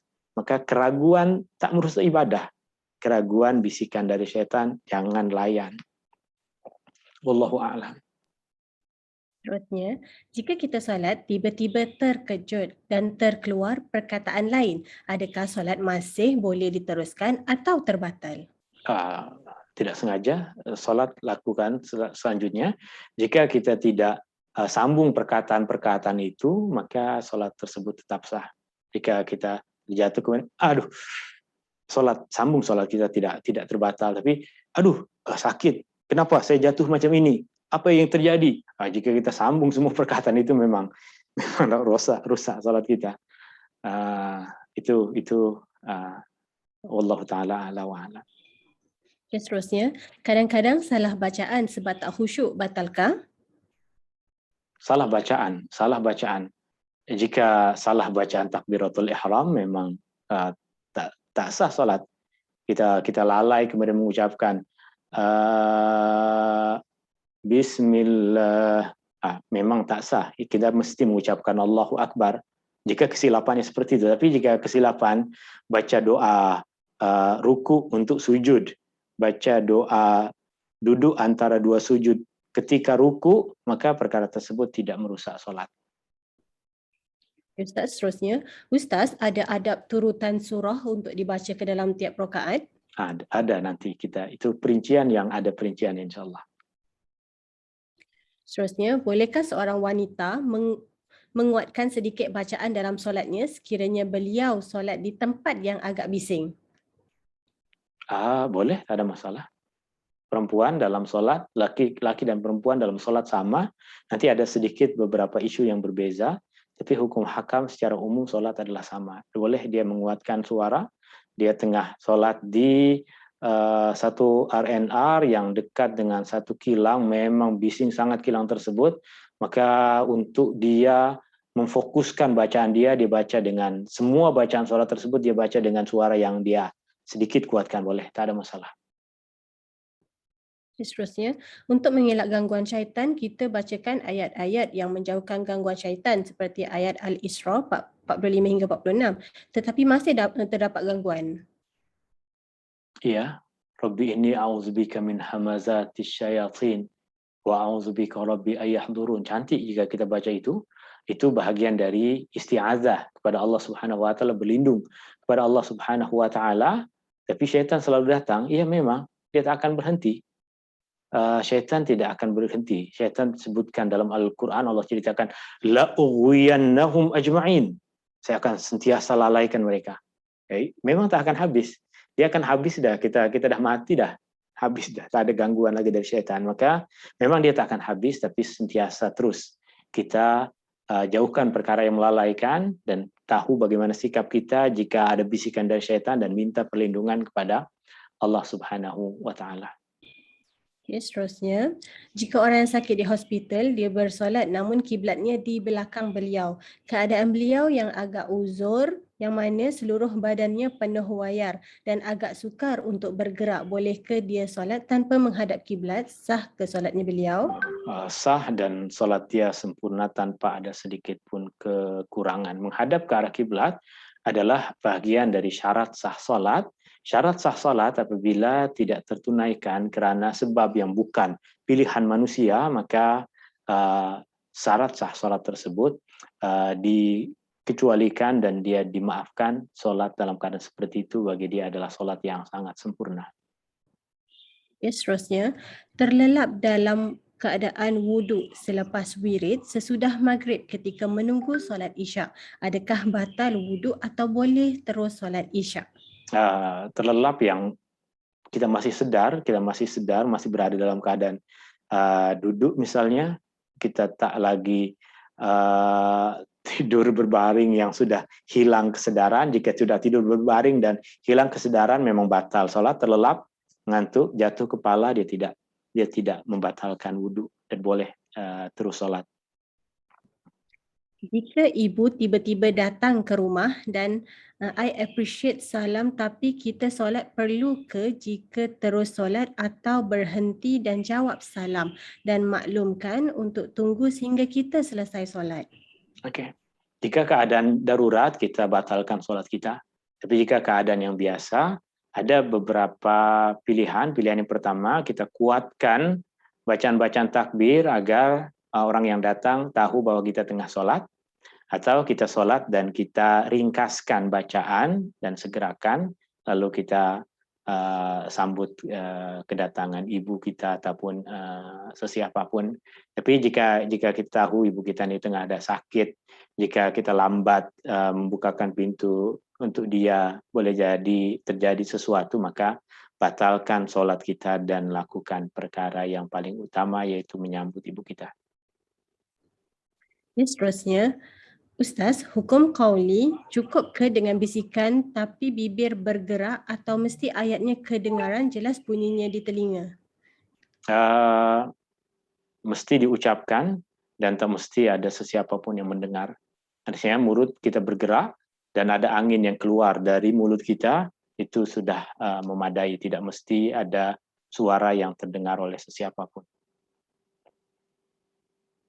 Seterusnya, ada orang solat jamak atau gabung sebelum atau selepas untuk Zuhur dan Asar bila pergi shopping atau kenduri dan sebagainya. Sebab shopping lama atau tiada tempat selesa, adakah sah? Jika dia shopping di Kelantan sebab dah boleh balik kampung, bolehlah dia jamak dalam bermusafir. Tapi jika dia duduk di TTDI, dia pergi ke Wan Utama, kemudian menjamak salat di sana, tak cantik, tak ada penyebab yang membolehkan dia untuk menjamak salat itu, melainkan terjadi kepanikan, perompakan, terjadi kebakaran yang membuat dia terhalang untuk salat pada waktunya, maka keadaan darurat membolehkan. Tapi keadaan susahlah nak cari air wudhu, itu bukan alasan. Itu bukan alasan dalam agama. Itu alasan yang tidak diterima. Air, alhamdulillah melimpah. Kedai yang jual air banyak. Tandas pun banyak. Tempat untuk solat surah pun ada. Dan rumah kita pun tak jauh. Maka tak boleh kita dengan sengaja melambatkan solat tanpa ada uzur. Adapun keadaan yang tak biasa terjadi, kita pertama kali nak buat kenduri misalnya, kemudian dah kalang kabut semua, kalang kabut. Kita tak tahu nak buat apa, maka terpaksa lambatkan waktu zuhur sehingga solat zuhur di waktu asar. Perkara yang terjadi di luar kawalan kita, terjadi bukan setiap masa, adalah perkara yang dimaafkan. Wallahu ta'ala a'la wa a'lam. Masih ada masa 2 minit untuk kita menjawab soalan-soalan. Saya persilahkan jika ada soalan lagi kepada admin. Okey, soalan seterusnya, kita dibolehkan untuk membaca ta'awuz dan meludah 3 kali dalam solat jika kita dalam keadaan lalai.